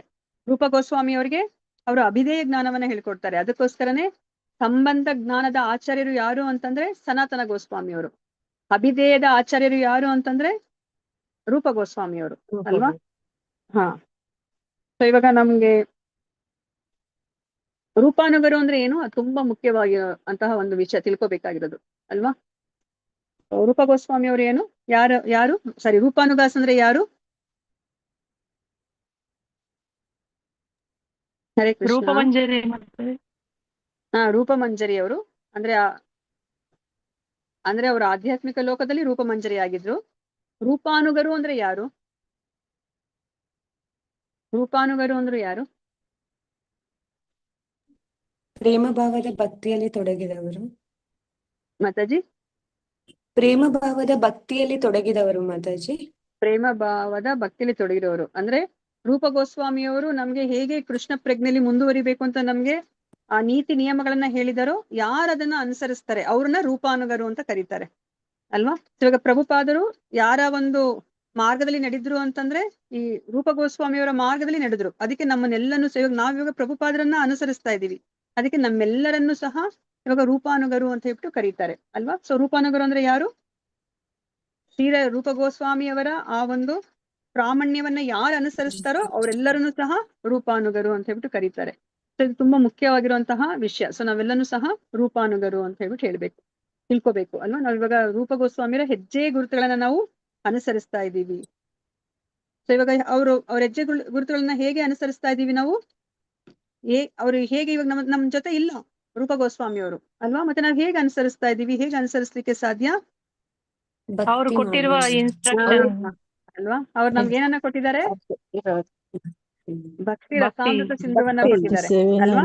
ಭಕ್ತಿ ರಸಾಮೃತ ಸಿಂಧು ತುಂಬಾ ದೊಡ್ಡ ಪುಸ್ತಕ ಅಲ್ವಾ. ನಮ್ಗೆ ಪ್ರಭುಪಾದರು ನಮ್ಗೆ ಅದನ್ನ ತುಂಬಾ ಇಂಪಾರ್ಟೆಂಟ್ ವಿಷಯಗಳನ್ನ ಮಾತ್ರ ಅವ್ರು ಹೆಕ್ಕಿ ತೆಗೆದು ಈ ಒಂದು ಭಕ್ತಿ ರಸಾಮೃತ ಸಿಂಧು ಅಂತ ನಮ್ಗೆ ಕನ್ನಡದಲ್ಲಿ ಏನಿದೆ ಆ ಪುಸ್ತಕವನ್ನ ಅವರು ಕೊಟ್ಟಿದ್ದಾರೆ, ಅಥವಾ ನೆಕ್ಟರ್ ಆಫ್ ಡಿವೋಷನ್ ಅಂತ ಹೇಳ್ಬಿಟ್ಟು ನಾವು ಇಂಗ್ಲಿಷ್ ಅಲ್ಲಿ ಹೇಳ್ತೀವಿ. ಅದರ ಒಂದು ಕನ್ನಡ ಅನುವಾದವೇ ಭಕ್ತಿ ರಸಾಮೃತ ಸಿಂಧು. ಅದರ್ವೈಸ್ ಒರಿಜಿನಲ್ ಭಕ್ತಿ ರಸಾಮೃತ ಸಿಂಧು ಬಂದು ತುಂಬಾ ದೊಡ್ಡದಿದೆ ಪುಸ್ತಕ, ಮತ್ತೆ ಅದು ಶ್ಲೋಕಗಳನ್ನ ಒಳಗೊಂಡಿದೆ. ಈಗ ನಮ್ಗೆ ನಾವ್ ಇದನ್ನ ತೆಗೆದು ನೋಡಿದ್ರೆ ಯಾವುದೇ ಶ್ಲೋಕ ಇಲ್ಲ ಭಕ್ತಿ ರಸಾಮೃತ ಸಿಂಧುವಲ್ಲಿ ಅಲ್ವಾ. ನಮ್ಗೆ ಇವಾಗ ಈಶೋಪನಿಷತ್ ತೆಗೆದು ನೋಡಿದ್ರೆ ನಿಮ್ಗೆ ಶ್ಲೋಕಗಳಿದೆ, ಅರ್ಥ ಭಾವಾರ್ಥ ಇದೆ. ಸೊ ಅದೇ ತರನೇ ನೀವು ಉಪದೇಶಾಮೃತ ತೆಗೆದು ನೋಡಿದ್ರು ಸಹ ಶ್ಲೋಕಗಳಿದೆ, ಮತ್ತೆ ಅರ್ಥ ಭಾವಾರ್ಥಗಳಿದೆ, ಅನುವಾದ ಮತ್ತೆ ಭಾವಾರ್ಥ ಇದೆ. ಆದ್ರೆ ಈ ಭಕ್ತಿ ರಸಾಮೃತ ಸಿಂಧುವಲ್ಲಿ ಆ ತರ ಇಲ್ಲ. ಫುಲ್ ಎಲ್ಲ ಜಿಸ್ಟ್ ಅನ್ನ ಮಾತ್ರ ಅವರು ನಮ್ಗೆ ಕೊಟ್ಟಿದ್ದಾರೆ ಪ್ರಭುಪಾದರು. ಸೊ ವೈ ಡಿಡ್ ರೂಪ ಗೋಸ್ವಾಮಿ ಪ್ರಿಪೇರ್ ಭಕ್ತಿ ರಸಾಮೃತ ಸಿಂಧು? ಯಾಕೆ ಅವರು ಭಕ್ತಿ ರಸಾಮೃತ ಸಿಂಧುವನ್ನ ಅವರು ಬರೆದ್ರು? ಭಕ್ತಿ ಯಾವ ತರ ಮಾಡ್ಬೇಕು, ಭಕ್ತಿ ಅಂದ್ರೆ ಏನು, ಅಲ್ವಾ. ಭಕ್ತಿ ಕೃಷ್ಣ ಕರೆಕ್ಟ್ ಮಾತಾಡಿ, ಧನ್ಯವಾದಗಳು. ನಮ್ಗೆ ಕೃಷ್ಣ ಏನ್ ಹೇಳ್ತಾರೆ ಕೊನೆಯದಾಗಿ ನಮ್ಗೆ ಭಗವದ್ಗೀತೆಯಲ್ಲಿ ಕೊನೆಯ ಇನ್ಸ್ಟ್ರಕ್ಷನ್ ಏನ್ ಕೊಡ್ತಾರೆ ಕೃಷ್ಣ? ಶರಣಾಗತರಾಗ್ಬೇಕು ಅಂತ. ಶರಣಾಗತನಾಗ್ಬೇಕು ಅಂತ ಹೇಳ್ತಾರೆ. ಮತ್ತೆ ಇನ್ನೇನ್ ಹೇಳ್ತಾರೆ ನಮ್ಗೆ? ಸೇವಾ ಭಾವದಿಂದ ಪ್ರಚಾರವನ್ನು ಮಾಡ್ಲಿಕ್ಕೆ ಹೇಳ್ತಾರೆ. ಅದಕ್ಕಿಂತ ಮುಂಚೆ ಇನ್ನೊಂದು ತುಂಬಾ ಮುಖ್ಯವಾಗಿ 2 ಸತಿ ಹೇಳ್ತಾರೆ ಅವರು. 9ನೇ ಅಧ್ಯಾಯದಲ್ಲಿ ಹೇಳ್ತಾರೆ, 9ನೇ ಅಧ್ಯಾಯದಲ್ಲಿ ಹೇಳ್ತಾರೆ, 18ನೇ ಅಧ್ಯಾಯದಲ್ಲಿ ಹೇಳ್ತಾರೆ. 2 ಸತಿ ಹೇಳ್ತಾರೆ. ಏನ್ ಹೇಳ್ತಾರೆ? ಸರ್ವಧರ್ಮ ಅದು 18ನೇ ಅಧ್ಯಾಯದಲ್ಲಿ ಹೇಳ್ತಾರೆ. ಇನ್ನ ಒಂದು ಶ್ಲೋಕವನ್ನ 2 ಸತಿ ಹೇಳ್ತಾರೆ ಅವರು ಭಗವದ್ಗೀತೆಯಲ್ಲಿ. 9ನೇ ಅಧ್ಯಾಯದಲ್ಲೂ ಹೇಳ್ತಾರೆ, ಮದ್ಭಕ್ತೋ ಮಧ್ಯಾದಿ ಮಾಂ ನಮಸ್ಕುರು ಅಲ್ವಾ. ಸೊ ಏನನ್ನ ಮಾಡ್ಲಿಕ್ಕೆ ಹೇಳ್ತಾರೆ? 4 ಮಾಡ್ಲಿಕ್ಕೆ ಹೇಳ್ತಾರೆ. ಏನನ್ನ ಮಾಡ್ಲಿಕ್ಕೆ ಹೇಳ್ತಾರೆ? ಮನ್ಮನ, ಯಾವಾಗ್ಲೂ ನನ್ನನ್ನೇ ಸ್ಮರಣೆ ಮಾಡು ಅಂತ ಹೇಳ್ತಾರೆ. ಮದ್ಭಕ್ತೋ ಅಲ್ವಾ, ನನ್ನ ಭಕ್ತನಾಗು ಅಂತ ಹೇಳ್ತಾರೆ. ಇವಾಗ ನೋಡಿ, ಸ್ಮರಣೆ ಮಾಡಿದವ್ರು ಎಷ್ಟೊಂದ್ ಜನ ಇದ್ದಾರೆ ಅಲ್ವಾ. ಕಂಸನು ಸ್ಮರಣೆ ಮಾಡ್ತಿದ್ದ ಅಲ್ವಾ ಭಯದಲ್ಲಿ. ಅವ್ನಿಗೆ ಯಾವಾಗ್ಲೂ 3 ಹೊತ್ತು ಬೆಳಗ್ಗೆಯಿಂದ ರಾತ್ರಿ ತನಕ ಕೃಷ್ಣ ಕೃಷ್ಣ ಕೃಷ್ಣ ಯಾವಾಗ ಬರ್ತಾನೆ, ಹೇಗ್ ನನ್ ಸಾಯಿಸ್ತಾನೆ, ನನ್ನ ಸಾವು ಅವನ ಕೈಯಲ್ಲಿ ಇದೆ ಅಂತ ಹೇಳ್ಬಿಟ್ಟು ಅವ್ರು 3 ಹೊತ್ತು ಅವರು ಕೃಷ್ಣನ ಸ್ಮರಣೆ ಮಾಡ್ತಿದ್ದಾರೆ. ಆದ್ರೆ ಅವನು ಭಕ್ತನಾಗಿದ್ನಾ? ಇಲ್ಲ ಅಲ್ವಾ. ಭಯದಲ್ಲಿ ಅವನು ಸ್ಮರಣೆ ಮಾಡ್ತಿದ್ದ. ಅದಕ್ಕೆ ಕೃಷ್ಣ ನಮ್ಗೆ ಇನ್ಸ್ಟ್ರಕ್ಷನ್ ಕೊಟ್ಟಿರೋದೇನು? ನನ್ನನ್ನ ಹೌದು ಅವ್ರು ಹೇಳ್ತಾರೆ, ಕೇನ ಪ್ರಕಾರೇಣ ನಮ್ಮ ಮನಸ್ಸನ್ನ ಆ ಭಕ್ತಿಯಲ್ಲಿ ಇಡ್ಬೇಕು ಅಂತ ಹೇಳ್ತಾರೆ ಅಲ್ವಾ. ಆದ್ರೆ ನಮ್ಗೆ ಇನ್ನ ಒಂದ್ ಏನ್ ಹೇಳ್ತಾರೆ? ಅನ್ಯಾಭಿಲಾಷಿತ ಶೂನ್ಯ ಜ್ಞಾನ ಕರ್ಮಾದಿ ಅನಾವೃತಂ ಆನುಕೂಲೇನ ಕೃಷ್ಣಶೀಲನಂ, ಅನುಕೂಲಕರವಾದ ಭಕ್ತಿಯನ್ನ ಮಾಡಿ ಅಂತ ಹೇಳ್ತಾರೆ. ಅದೇನೇ ನಿಜವಾದ ಭಕ್ತಿ ಅಲ್ವಾ? ಸೊ ಅದಕ್ಕೆ ಇಲ್ಲಿ ಕಂಸ ಮಾಡ್ತಾ ಇದ್ದು ಅನುಕೂಲಕರವಾದ ಭಕ್ತಿನ ಅಲ್ಲ ಇಲ್ಲ ಮಾತಾಡಿ. ಅಲ್ವಾ? ಸೊ ಅದಕ್ಕೋಸ್ಕರ ಅಲ್ಲ ನಮ್ಗೆ ಏನ್ ಮಾತು. ಹೇಳ್ತಾ ಇದಾರೆ, ಮನ್ಮನ ಭವ ಮದ್ಭಕ್ತೋ ಅಲ್ವಾ, ನನ್ನ ಭಕ್ತನಾಗು ಅಂತ ಹೇಳ್ತಾ ಇದಾರೆ. ಭಕ್ತನಾಗಿ ನನ್ನನ್ನ ಸದಾ ಸ್ಮರಣೆ ಮಾಡು, ನನ್ನನ್ನ ದ್ವೇಷದಲ್ಲೋ ಅಥವಾ ಅಸೂಯೆಯಿಂದನೋ ಭಯದಿಂದನೋ ನನ್ನನ್ನ ಸ್ಮರಣೆ ಮಾಡು ಅಂತ ಹೇಳ್ತಾ ಇಲ್ಲ ಅವರು. ಸೊ ಭಕ್ತನಾಗಿ ನನ್ನನ್ನ ಪ್ರೀತಿಸಿ ನೀನು ನನ್ನ ಸ್ಮರಣೆ ಮಾಡು ಅಂತ ಹೇಳ್ತಾ ಇದಾರೆ. ಅದಾದ್ಮೇಲೆ ಏನ್ ಹೇಳಿದ್ರು, ನಮಸ್ಕುರು, ನನಗೆ ನಮಸ್ಕಾರ ಮಾಡು ಅಂತ ಹೇಳಿದ್ರು ಅಲ್ವಾ? ಮತ್ತೆ ಮಧ್ಯಾಜಿ, ನನಗೆ ಪೂಜೆ ಮಾಡು ಅಂತ ಹೇಳ್ತಾರೆ ಅಲ್ವಾ? ಸೊ ಇದೆಲ್ಲವನ್ನು ಸಹ ಜಸ್ಟ್ ಹೇಳ್ತಾರೆ. ನಮ್ಗೆ ಹೇಗ್ ಗೊತ್ತಾಗುತ್ತೆ ಹೇಗ್ ಪೂಜೆ ಮಾಡ್ಬೇಕು ಅಂತ ಅಲ್ವಾ? ಯಾರು ಹೇಳ್ಕೊಡ್ತಾರೆ? ಕೃಷ್ಣ ಏನೋ ಇನ್ಸ್ಟ್ರಕ್ಷನ್ ಕೊಟ್ಬಿಟ್ರು ನಮ್ಗೆ, ಇದೆಲ್ಲ ಮಾಡಿದ್ರೆ ಸಾಕು, ನೀನು ನನ್ ಜೊತೆ ನನ್ನ ಹತ್ರ ಬಂದೇ ಬರ್ತೀಯ ಅಂತ ಹೇಳಿದ್ರು ಅಲ್ವಾ? ಸೊ ನೀನು ಏನೋ ಅದ್ರಲ್ಲಿ ಸಂಶಯನೇ ಇಲ್ಲ ಅಂತ ಹೇಳಿದ್ರು. ಇಷ್ಟನ ಈ 4 ಮಾಡು, ಇದೇ ಅಲ್ವಾ ನಮ್ಗೆ ಗುಹ್ಯತಮವಾದ ವಿಷಯ ಹೇಳ್ಕೊಟ್ಟಿದೆ ಇದು. ಈ 4 ಮಾಡಿ ಸಾಕು, ನೀವು ನನ್ನ ಬಳಿಗೆ ಬರ್ತೀರಾ ಅಂತ ಹೇಳಿದ್ರು. ಆದ್ರೆ ನಮ್ಗೆ ಇದನ್ನ ಹೇಗೆ ಮಾಡ್ಬೇಕು ಅನ್ನೋದನ್ನ ಯಾರು ತೋರಿಸ್ಕೊಡೋರು ಇಲ್ಲ ಅಲ್ವಾ? ಗುರುಗಳ ಸೊ ಮೂಲಕ ಚೈತನ್ಯ ಅಂತ. ಮಹಾಪ್ರಭುಗಳು ಗುರುಗಳು ಗುರುಗಳು ಅಲ್ವಾ? ಇವಾಗ ಚೈತನ್ಯ ಮಹಾಪ್ರಭುಗಳು ತೋರಿಸ್ಕೊಟ್ರು. ಅಂದ್ರೆ ಸ್ವತಃ ಕೃಷ್ಣನೇ ಚೈತನ್ಯ ಮಹಾಪ್ರಭುವಾಗಿ ಬಂದು ಭಕ್ತಿಯನ್ನ ಹೇಗೆ ಮಾಡ್ಬೇಕು ಅಂತ ತಿಳಿಸಿಕೊಟ್ರು ಅಲ್ವಾ? ಆದ್ರೆ ಚೈತನ್ಯ ಮಹಾಪ್ರಭುಗಳು ಯಾವ್ದಾದ್ರು ಪುಸ್ತಕ ಬರದ್ರ? ಇಲ್ಲ ಚೈತನ್ಯ ಮಾತಾಜಿ. ಮಹಾಪ್ರಭುಗಳು ಏನಾದ್ರು ಬರದ್ರ? ಇಲ್ಲ ಇಲ್ಲ ಮಾತಾಜಿ. ಮಾತು. ಇಲ್ಲ. ಇಲ್ಲ ಭಕ್ತರ ಅಲ್ವಾ? ಅವ್ರು ಇಲ್ಲ. ಬರೀ ನಮ್ಗೆ ಕೊಟ್ಟಿರೋದು ಏನು 8 ಶ್ಲೋಕಗಳನ್ನ ಕೊಟ್ಟಿದ್ದಾರೆ. ಏನ್ ಕೊಟ್ಟಿದ್ದಾರೆ 8 ಶ್ಲೋಕಗಳು? ಚೈತನ್ಯ ಮಹಾಪ್ರಭುಗಳು ಕೊಟ್ಟಿರುವಂತ 8 ಶ್ಲೋಕ ಯಾವುದು? ಶಿಷ್ಟಾಷ್ಟಕ. ಶಿಷ್ಟಾಷ್ಟಕ. ಶಿಷ್ಯಾಷ್ಟಕವನ್ನಷ್ಟೇನೆ ಕೊಟ್ಟಿದ್ದಾರೆ ಅಲ್ವಾ? ಅದ್ ಬಿಟ್ರೆ ಇನ್ನೇನು ನಮ್ಗೆ ಕೊಟ್ಟಿಲ್ಲ. ಅವರು ತಮ್ಮ ಏನು ಶಿಷ್ಯರಿದ್ದಾರೋ ಅವರ ಮೂಲಕ ಅವರು ಈ ಭಕ್ತಿಯನ್ನ ಹೇಗೆ ಮಾಡ್ಬೇಕು ಅನ್ನೋದನ್ನ ನಮ್ಗೆ ಕೊಟ್ಟಿದ್ದಾರೆ ಅಲ್ವಾ? ಸೊ ಅದಕ್ಕೋಸ್ಕರನೇ ಹೇಗೆ ಭಕ್ತಿಯನ್ನ ಮಾಡ್ಬೇಕು ಅನ್ನೋದಕ್ಕೋಸ್ಕರನೇ ನಮ್ಗೆಲ್ಲ ಗೊತ್ತಾಗ್ಬೇಕು ಅಂತಾನೆ ಇಲ್ಲಿ ಯಾರು ರೂಪ ಗೋಸ್ವಾಮಿಯವರು ಈ ಭಕ್ತಿ ರಸಾಮೃತ ಸಿಂಧುವನ್ನ ಅವರು ಸಿದ್ಧಪಡಿಸ್ತಾರೆ, ಬರೀತಾರೆ ಅಂತ ಹೇಳ್ಬಿಟ್ಟು ಇಲ್ಲಿ ನಮ್ಗೆ ಹೇಳ್ತಾ ಇದ್ದಾರೆ ಅಲ್ವಾ? ಸೊ ಇವಾಗ ಭಕ್ತಿ ರಸ ಅಮೃತ ಸಿಂಧು ಅಂದ್ರೆ ಏನಂತ ತಿಳ್ಕೊಂಡ್ರಿ ನೀವು? ಹಿಂದಿನ ಕ್ಲಾಸ್ ಅಲ್ಲಿ ಹೇಳಿದಾರಲ್ವಾ, ಭಕ್ತಿ ರಸಾಮೃತ ಸಿಂಧು ಅಂದ್ರೆ ಏನಂತ ತಿಳ್ಕೊಂಡ್ರಿ? ಹರೇ ಕೃಷ್ಣ. ಭಕ್ತಿ ಭಕ್ತಿ ರಸ ಎನ್ನುವುದು ಸಾಗರ ಅಂತ. ಅಮೃತದ ಹಾ? ಸಾಗರ. ಭಕ್ತಿ ಎನ್ನುವುದು ಅಮೃತದ ಸಾಗರ. ಭಕ್ತಿ ಅನ್ನೋದು ಅಮೃತದ ಸಾಗರ. ಸಾಗರ. ಓಕೆ, ಇನ್ನೊಂದು ತುಂಬಾ ಇಂಪಾರ್ಟೆಂಟ್ ವರ್ಡ್ ಬಿಟ್ರಿ. ಏನ್ ಬಿಟ್ರಿ? ಭಕ್ತಿ ರಸ ಮಾತಾಜಿ. ಹಾ? ಭಕ್ತಿಯ ರಸ. ರಸ. ಎಲ್ಲಾ ರಸ ರಸಗಳಿದೆ. ತುಂಬಾ ಇಂಪಾರ್ಟೆಂಟ್ ಅಲ್ವಾ? ಇವಾಗ ರಸ ಸಿಗ್ಲಿಲ್ಲ ಅಂದ್ರೆ ನಾವ್ ಏನಾದ್ರೂ ಒಂದ್ ಕೆಲಸ ಕಾರ್ಯ ಮಾಡ್ತೀವಾ ಈ ಭೌತಿಕ ಪ್ರಪಂಚದಲ್ಲೇ ಇಲ್ಲ. ಆಗ್ಲಿ ಅಲ್ವಾ? ಇಲ್ಲ ಇವಾಗ ಮಾತಾಜಿ. ತಂದೆನೇ ಆಗ್ಲಿ ಹೊರಗಡೆ ಹೋಗ್ಬಿಟ್ಟು ಕಷ್ಟ ಪಡ್ಕೊಂಡು ದುಡ್ಕೊಂಡು ಬರ್ತಾನೆ, ಬಂದು ಇಲ್ಲಿ ಹೆಂಡತಿ ಮಕ್ಕಳನ್ನ ಸಾಕ್ತಾನೆ, ಸಲಹಿಸ್ತಾನೆ ಅಲ್ವಾ, ಪೋಷಿಸ್ತಾನೆ. ಅದೇ ತರ ತಾಯಿ ಬೆಳಗ್ಗೆ ಎದ್ದು ಅವಳು ಅಡಿಗೆ ತಿಂಡಿ ಎಲ್ಲಾ ಮಾಡ್ತಾಳೆ ಅಲ್ವಾ? ಏನಾದ್ರೂ ಸಿಗುತ್ತೆ, ನಾವು ದುಡ್ಡು ಕೊಡ್ತೀವಾ ಅಮ್ಮಂಗೆ? ಅಮ್ಮ ನೀನ್ ಒಂದ್ ತಿಂಗಳು ಅಡಿಗೆ ಮಾಡಿದ್ರೆ ತಗೊಮ್ಮ ದುಡ್ಡು, ಅಥವಾ ಇನ್ನೇನಾದ್ರೂ ನಾವು ಕೊಡ್ತೀವಾ? ಇಲ್ಲ ಇಲ್ಲ ಮಾತಾಜಿ. ಅಲ್ವಾ? ಹಾ, ಅಪ್ಪನಿಗೆ ಏನಾದ್ರೂ ನಾವು ಕೊಡ್ತೀವಾ? ಇಲ್ಲ. ಇಲ್ಲ ಇಲ್ಲ. ಮಾತಾಜಿ. ಆದ್ರೂ ಸಹ ಅವ್ರ ಅಪ್ಪ ಅಮ್ಮ ಯಾಕೆ ಮಾಡ್ತಾ ಇದಾರೆ? ಅವ್ರ ಅವ್ರಿಗೆ ಕರ್ತವ್ಯ ಏನಾದ್ರೂ ಸಿಗ್ತಾ ಮತ್ತು ಇದ್ಯಾ? ಏನಾದ್ರೂ ಸಿಗ್ತಾ ಇದ್ಯಾ? ಇಲ್ಲ ಇಲ್ಲ. ಮಾತಾಜಿ. ಏನು ಸಿಕ್ತಿಲ್ವಾ ಅವ್ರಿಗೆ? ವಾತ್ಸಲ್ಯ, ಮಕ್ಕಳ ಪ್ರೀತಿ. ಅವ್ರಿಗೊಂದ್ ರಸ ಸಿಗ್ತಾ ಇದೆ ಅದ್ರಲ್ಲಿ. ಆ ರಸ ಸಿಗ್ಲಿಲ್ಲ ಅಂದ್ರೆ ಯಾರು ಈ ಭೌತಿಕ ಪ್ರಪಂಚದಲ್ಲಿ ಏನ್ ಕೆಲ್ಸನೂ ಮಾಡಲ್ಲ ಅಂತಾನೆ ನಮ್ಗೆ ಹೇಳೋದು. ನಾವೇನೇ ಮಾಡಿದ್ರು ಸಹ ಒಂದು ರಸ ಅನ್ನೋದು ಸಿಗುತ್ತೆ. ಇವಾಗ ನೋಡಿ, ನಾವೆಲ್ಲನೂ ಬಂದು ಇಲ್ಲಿ ಕೇಳ್ತಾ ಇದೀವಿ ಅಂದ್ರೆ ನಮ್ಗೆ ಇಲ್ಲೊಂದು ರಸ ಸಿಗ್ತಾ ಇದೆ ಅಲ್ವಾ? ಸೊ ಆ ರಸ ಸಿಕ್ಕಿದ್ರೆ ಅಷ್ಟೇ ನಾವು ಅದನ್ನ ಮುಂದುವರಿಸ್ಕೊಂಡು ಹೋಗ್ತೀವಿ, ಇಲ್ಲಾಂದ್ರೆ ನಾವು ಯಾವ್ದನ್ನು ನಾವು ಮುಂದುವರಿಸ್ಕೊಂಡು ಹೋಗೋದಿಲ್ಲ ಅಲ್ವಾ? ಅದೇ ತರನೇ ಇವಾಗ ರಸದಲ್ಲಿ ಎಷ್ಟೊಂದು ತರದ ರಸಗಳಿದೆ ಅಲ್ವಾ? ಇವಾಗ ಹೈಯೆಸ್ಟ್ ರಸ ಅಂದ್ರೆ ಯಾವುದು? ಈ ಭಕ್ತಿಯ ರಸ ಅಲ್ವಾ? ಸೊ ಈ ಪ್ರೀತಿಯ ರಸ, ಪ್ರೀತಿಗೆನೆ ತುಂಬಾ ನಾವು ಶ್ರೇಷ್ಠವಾದ ಸ್ಥಾನವನ್ನ ಕೊಡೋದು ಅಲ್ವಾ? ನಾವ್ ಇವಾಗ ಇವಾಗ ಯಾರೇ ಒಬ್ರು ಎಷ್ಟೇ ಹಣ ಅಂತಸ್ತು ಆಸ್ತಿ ಪಾಸ್ತಿ ಎಲ್ಲವನ್ನ ನನಗ್ ಕೊಡ್ಲಿ ಅಲ್ವಾ, ಅವ್ರು ಪ್ರೀತಿಯನ್ನ ಕೊಡ್ಲಿಲ್ಲ ಅಂತಂದ್ರೆ ಏನಾಯ್ತು? ಆ ಹಣ ಅಂತಸ್ತು ಆಸ್ತಿಗೆಲ್ಲ ಏನು ವ್ಯಾಲ್ಯೂನೇ ಇಲ್ಲ ಅಲ್ವಾ? ಆ ಪ್ರೀತಿ ಮುಂದೆ. ಆ ಪ್ರೀತಿಗೆ ಅಷ್ಟು ಮಹತ್ವ. ಅದಕ್ಕೆ ಕೃಷ್ಣನಿಗೂ ಅಷ್ಟೇ. ಕೃಷ್ಣ ನಮ್ಮಿಂದ ಏನನ್ನೂ ಅವ್ರು ನಿರೀಕ್ಷಣೆ ಮಾಡೋದಿಲ್ಲ. ಏನನ್ನ ನಿರೀಕ್ಷಣೆ ಮಾಡ್ತಾರೆ ಅವರು? ಭಕ್ತಿಯನ್ನು. ಭಕ್ತಿಯನ್ನು ಮಾತ್ರ. ಯಾಕೆ ಅವ್ರು ಭಕ್ತಿಯನ್ನ ನಮ್ಮಿಂದ ನಿರೀಕ್ಷಣೆ ಮಾಡೋದು? ಬೇರೆ ಏನನ್ನೂ ನಿರೀಕ್ಷಿಸೋದಿಲ್ಲ ಅವರು. ಯಾಕೆ ಭಕ್ತಿಯನ್ನ ನಿರೀಕ್ಷಿಸ್ತಾರೆ? ಭಕ್ತಿಯಿಂದ ಮಾತ್ರ ವೈಕುಂಠಕ್ಕೆ ಅಂದ್ರೆ ಭಗವದ್ಧಾಮಕ್ಕೆ ಹೋಗ್ಬೋದು. ಅದು ಅಂದ್ರೆ ಕರೆಕ್ಟ್ ತನ್ನ ಹತ್ರ ಬರ್ಬೋದು. ಕರೆಕ್ಟ್. ಭಕ್ತಿಯಿಂದ ಅಷ್ಟೇ ನಾವು ಭಗವಂತನ ಲೋಕಕ್ಕೆ ಹೋಗ್ಲಿಕ್ಕೆ ಸಾಧ್ಯ. ಬೇರೆ ಇನ್ ಯಾವುದೇ ಒಂದು ಅನ್ಯ ಮಾರ್ಗ ಇಲ್ಲ. ಕರೆಕ್ಟ್. ಬಟ್ ಯಾಕೆ ಕೃಷ್ಣನಿಗೆ ಭಕ್ತಿನೇ ಬೇಕು, ಬೇರೆ ಇನ್ನೇನು ಬೇಡ? ಕೃಷ್ಣ ನಾನು ವೇದಾಧ್ಯಯನ ಮಾಡ್ತೀನಿ, ನಾನು ದಾನ ಮಾಡ್ತೀನಿ, ಧರ್ಮ ಮಾಡ್ತೀನಿ, ಅಥವಾ ಇನ್ನೇನನ್ನು ನಾನು ತ್ಯಾಗ ಮಾಡ್ತೀನಿ ಅಂತ ಏನೇ ಹೇಳಿದ್ರು ಸಹ, ಯಜ್ಞ ಮಾಡ್ತೀನಿ, ಕಠಿಣ ಯಜ್ಞ ಮಾಡ್ತೀನಿ, ತಪಸ್ ಮಾಡ್ತೀನಿ ಅಂದ್ರೂ ಸಹ ಅವ್ರು ಒಲಿಯೋದಿಲ್ಲ. ಯಾಕೆ ಅವರು ಭಕ್ತಿಗೆ ಒಲಿತಾರೆ? ಅದ್ರಲ್ಲಿ ಏನಿದೆ ಅಂತದು? ಭಾವಗ್ರಾಹಿ ಜನಾರ್ದನ ಮಾತಾಜಿ. ಭಗವಂತ ಅಂದ್ರೆ ಭಾವಗ್ರಾಹಿ ಅವರು ಜನಾರ್ದನ. ಪರಿಪೂರ್ಣರು, ಎಲ್ಲರಿಗೂ ಪರಿಪೂರ್ಣರು, ಅದಕ್ಕೆ ಅವ್ರ ಭಕ್ತಿ ಅಲ್ವಾ, ಅವರು ಪರಿಪೂರ್ಣರು, ಅವ್ರಿಗೆ ಏನು ಬೇಡ ಅಲ್ವಾ? ನಾವ್ ಏನ್ ಕೊಡ್ಲಿಕ್ಕೆ ಸಾಧ್ಯ ಭಗವಂತನಿಗೆ ಅಲ್ವಾ? ನಾವಿವಾಗ ಸೂರ್ಯನಿಗೆ ಪೂಜೆ ಮಾಡ್ತೀವಿ, ಒಂದು ಚಿಕ್ಕದೊಂದು ದೀಪ ಬೆಳಗ್ತೀವಿ ಅಲ್ವಾ? ಸೂರ್ಯನಿಗೆನೆ ಅಷ್ಟು ಪ್ರಖರವಾದಂತಹ ಬೆಳಕಿದೆ. ಆ ಒಂದು ನಮ್ಮ ಚಿಕ್ಕ ದೀಪದಿಂದ ಅವ್ರಿಗೆ ಏನು ಉಪಯೋಗ ಆಯ್ತು ಅಲ್ವಾ? ಭಗವಂತ ಸಕಲ ಲೋಕಗಳ ಒಡೆಯ ಅಲ್ವಾ? ಈ ಆಧ್ಯಾತ್ಮಿಕ ಪ್ರಪಂಚ, ಭೌತಿಕ ಪ್ರಪಂಚ ಎಲ್ಲದರ ಒಡೆಯ. ಅವ್ರಿಗೆ ಏನ್ ಅವ್ರ ನಮ್ಮಿಂದ ಅವ್ರಿಗೆ ಏನ್ ನಾವು ಕೊಡ್ಲಿಕ್ಕೆ ಸಾಧ್ಯ ಅಲ್ವಾ? ಏನನ್ನ ನಾವು ಕೊಡ್ಲಿಕ್ಕೆ ಸಾಧ್ಯ? ಆ ಒಂದು ಭಾವ, ಆ ಪ್ರೀತಿಯ ಒಂದು ಭಾವವನ್ನಷ್ಟೇ ನಾವು ಕೊಡ್ಲಿಕ್ಕೆ ಸಾಧ್ಯ ಅಲ್ವಾ? ಭಗವಂತ ಕೊಟ್ಟಿರೋದನ್ನೇ ನಾವು ಅವರಿಗೆ ಮತ್ತೆ ವಾಪಸ್ಸು ಪ್ರೀತಿಯಿಂದ ಕೊಟ್ರೆ ಅವ್ರು ಅದನ್ನ ತಗೋತಾರೆ, ಸ್ವೀಕರಿಸ್ತಾರೆ. ನಾವು ಅದನ್ನ ಅರ್ಪಿಸಿದ್ರೆ ಅವ್ರು ಅದನ್ನ ಸ್ವೀಕರಿಸ್ತಾರೆ ಅಲ್ವಾ? ಅದಕ್ಕೆ ನಮ್ಗೆ ಏನನ್ನ ಎಕ್ಸಾಂಪಲ್ ಕೊಡ್ತಾರೆ ಲೆವೆಲ್ 1 ಅಲ್ಲಿ. ಹರೇ ಕೃಷ್ಣ. ಲೆವೆಲ್ 1 ಅಲ್ಲಿ ಏನನ್ನ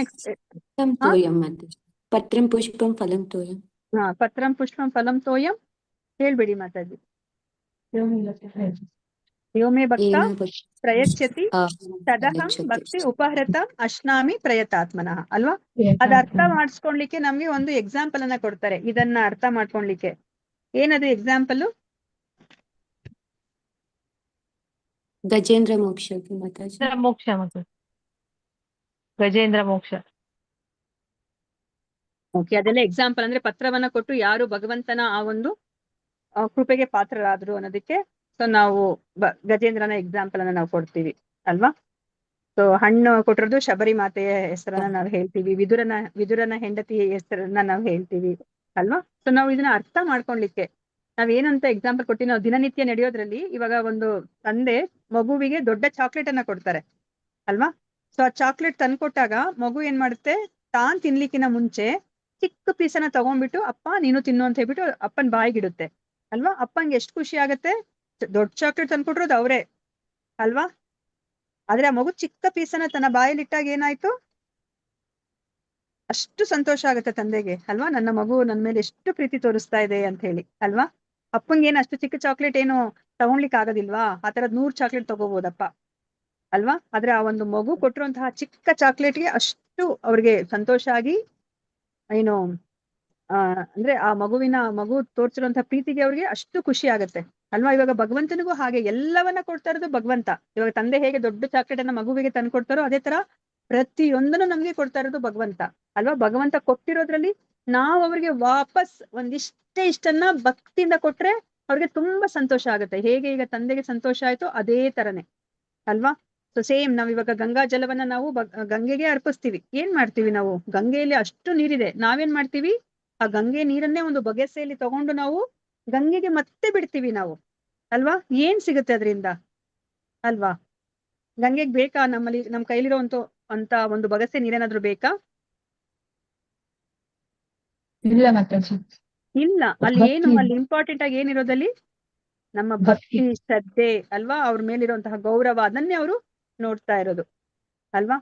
ಸೊ ಅದಕ್ಕೋಸ್ಕರ ಈ ಭಕ್ತಿಗೆ ಅಷ್ಟು ತುಂಬಾ ಮುಖ್ಯವಾದಂತಹ ಸ್ಥಾನ ಇದೆ. ಇವಾಗ ಈ ಒಂದು ಜಗತ್ತು ನಡೀತಾ ಇರೋದೇ ಆ ರಸದ ಮೇಲೆನೆ ನಡೀತಾ ಇರೋದು. ಆದ್ರೆ ಇಲ್ಲಿ ಒಂದು ರಸ ಇದೆ. ಯಾವ ರಸ ಅಂತಂದ್ರೆ ಭಕ್ತಿ ರಸ. ಬೇರೆ ರಸಗಳು ಇವಾಗ ಭೌತಿಕ ಪ್ರಪಂಚದಲ್ಲಿ ಏನಾಗುತ್ತೆ, ಇವಾಗ ನಾನು ಯಾವ್ದಾದ್ರು ಒಂದು ಕೆಲಸ ಮಾಡ್ತೀನಿ, ನನಗೆ ಅದ್ರಲ್ಲಿ ರಸ ಸಿಗುತ್ತೆ. ಸೊ ಅದಕ್ಕೋಸ್ಕರ ನಾನು ಕಂಟಿನ್ಯೂ ಮಾಡ್ತಾ ಇರೋದು ಯಾವುದೇ ಒಂದು ಕೆಲಸವನ್ನ. ಆ ಕೆಲಸದಲ್ಲಿ ರಸ ಸಿಕ್ಕಿಲ್ಲ ಅಂದ್ರೆ ನಮ್ಗೆ ಖಂಡಿತ ಆ ಕೆಲಸವನ್ನ ನಾವು ಮಾಡ್ಲಿಕ್ಕೆ ಆಗೋದಿಲ್ಲ. ಆದ್ರೆ ಇಲ್ಲಿ ಭೌತಿಕ ಪ್ರಪಂಚದಲ್ಲಿ ಏನಾಗ್ತಾ ಇದೆ, ಇವಾಗ ನಾನು ಆಫೀಸ್ಗೆ ಹೋಗ್ತಾ ಇರ್ತೀನಿ, ನನಗೆ ಯಾವಾಗಾದ್ರೂ ಹಾಲಿಡೇ ಡಿಕ್ಲೇರ್ ಮಾಡಿದ್ರೆ ನನಗೆ ಖುಷಿ ಆಗುತ್ತೋ ಅಥವಾ ಅಯ್ಯೋ ಯಾಕಪ್ಪ ರಜಾ ಕೊಟ್ರು ಅಂತ ದುಃಖ ಆಗುತ್ತಾ? ಖುಷಿ ಆಗುತ್ತೆ ಮಾತಾಜಿ. ಯಾಕೆ ಖುಷಿ ಆಗುತ್ತೆ? ನಿಮ್ಗೆ ಅಲ್ಲಿ ರಸ ಸಿಕ್ತಿದ್ರೆ ನಿಮಗೆ ಅಲ್ಲಿ ದುಃಖ ಆಗ್ಬೇಕು, ಅಯ್ಯೋ ನನಗೆ ರಸ ಹೊರಟೋಗ್ತಾ ಇದೆಯಲ್ಲ, ನಾನು ಅದನ್ನ ಎಂಜಾಯ್ ಮಾಡ್ಲಿಕ್ಕೆ ಆಗ್ತಿಲ್ವಲ್ಲ ಆ ರಸವನ್ನ ಅಂತ ನಿಮ್ಗೆ ದುಃಖ ಆಗ್ಬೇಕಾಗಿತ್ತು. ಆದ್ರೆ ನಿಮ್ಗೆ ಅಲ್ಲಿ ಬೇಜಾರಾಗ್ತಾ ಇಲ್ಲ, ನಿಮ್ಗೆ ಖುಷಿ ಆಗ್ತಾ ಇದೆ. ಯಾಕೆ?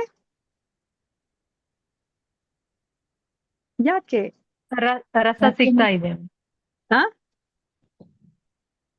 ರಸ ಸಿಗ್ತಾ ಇದೆ ಅಂತ ಹೇಳಿ ಖುಷಿ ಆಗುತ್ತೆ. ಮತ್ತುಜಿ ನಿಮ್ಗೆ ಇವಾಗ ನಿಮ್ ಕೆಲಸದಲ್ಲಿ ನೀವು ಮಾಡುವಂತಹ ಕೆಲಸದಲ್ಲಿ ನಿಮ್ಮ ವೃತ್ತಿ ಜೀವನದಲ್ಲಿ ನಿಮ್ಗೆ ತುಂಬಾ ಖುಷಿ ಆಗ್ತಿದ್ರೆ ನಿಮ್ಗೆ ರಜಾ ಡಿಕ್ಲೇರ್ ಮಾಡಿದಾಗ ನಿಮ್ಗೆ ಬೇಜಾರಾಗ್ಬೇಕಾಗಿತ್ತು ಅಲ್ವಾ? ಅಲ್ವಾ? ಸಿಗುದಿಲ್ಲ, ಡೈಲಿ ಸಂತೋಷ ಮಾಡಿ ಸಿಗುದಿಲ್ಲ ಮಾತಾಜಿ. ಬೇಜಾರಾಗುತ್ತಲ್ಲ, ಲೀವ್ ಸಿಕ್ಕಿದಾಗ ಖುಷಿ ಹಾ ಇವಾಗ ನಮ್ದಲ್ಲಿ ಮಾಡಿ ರಸ ಮಾಡಿ ಕಳ್ಕೊಂತಾ ಇದ್ದಾರೆ. ಬೇಜಾರಾಗುತ್ತಲ್ಲ ಮಾತಾಜಿ. ಹಾ ಮಾಡಿ ಬೇಜಾರಾಗ್ತಿದೆ. ಅದು ಚಪಲ ಸುಖ ಅಷ್ಟೇನೆ. ಅದೇನಂದ್ರೆ ಕ್ಷಣಿಕ ಸುಖ ನಮ್ಗೆ ಅಲ್ಲಿ ಸಿಗ್ತಾ ಇರೋದು ಅಲ್ವಾ? ಸೊ ನಮ್ಗೆ ಅದಕ್ಕೆ ನಮ್ಗೆ ಏನಾಗುತ್ತೆ, ರಜಾ ಕೊಟ್ರೆ ಅಥವಾ ಸಂಡೇ ಬರ್ತಿದೆ ಅಂತಂದ್ರೆ ನಮ್ಗೆ ತುಂಬಾ ಖುಷಿ ಅಲ್ವಾ? ಹಾಲಿಡೇ ಬರ್ತದೆ, ವೀಕೆಂಡ್ ಅಂತ ನಾವು ಇದ್ ಮಾಡ್ತಾ ಇರ್ತೀವಿ ಅಲ್ವಾ? ವೀಕೆಂಡ್ಗೆ ಕಾಯ್ತಾ ಇರ್ತೀವಿ. ಅಂದ್ರೆ ಏನ್ ಅರ್ಥ?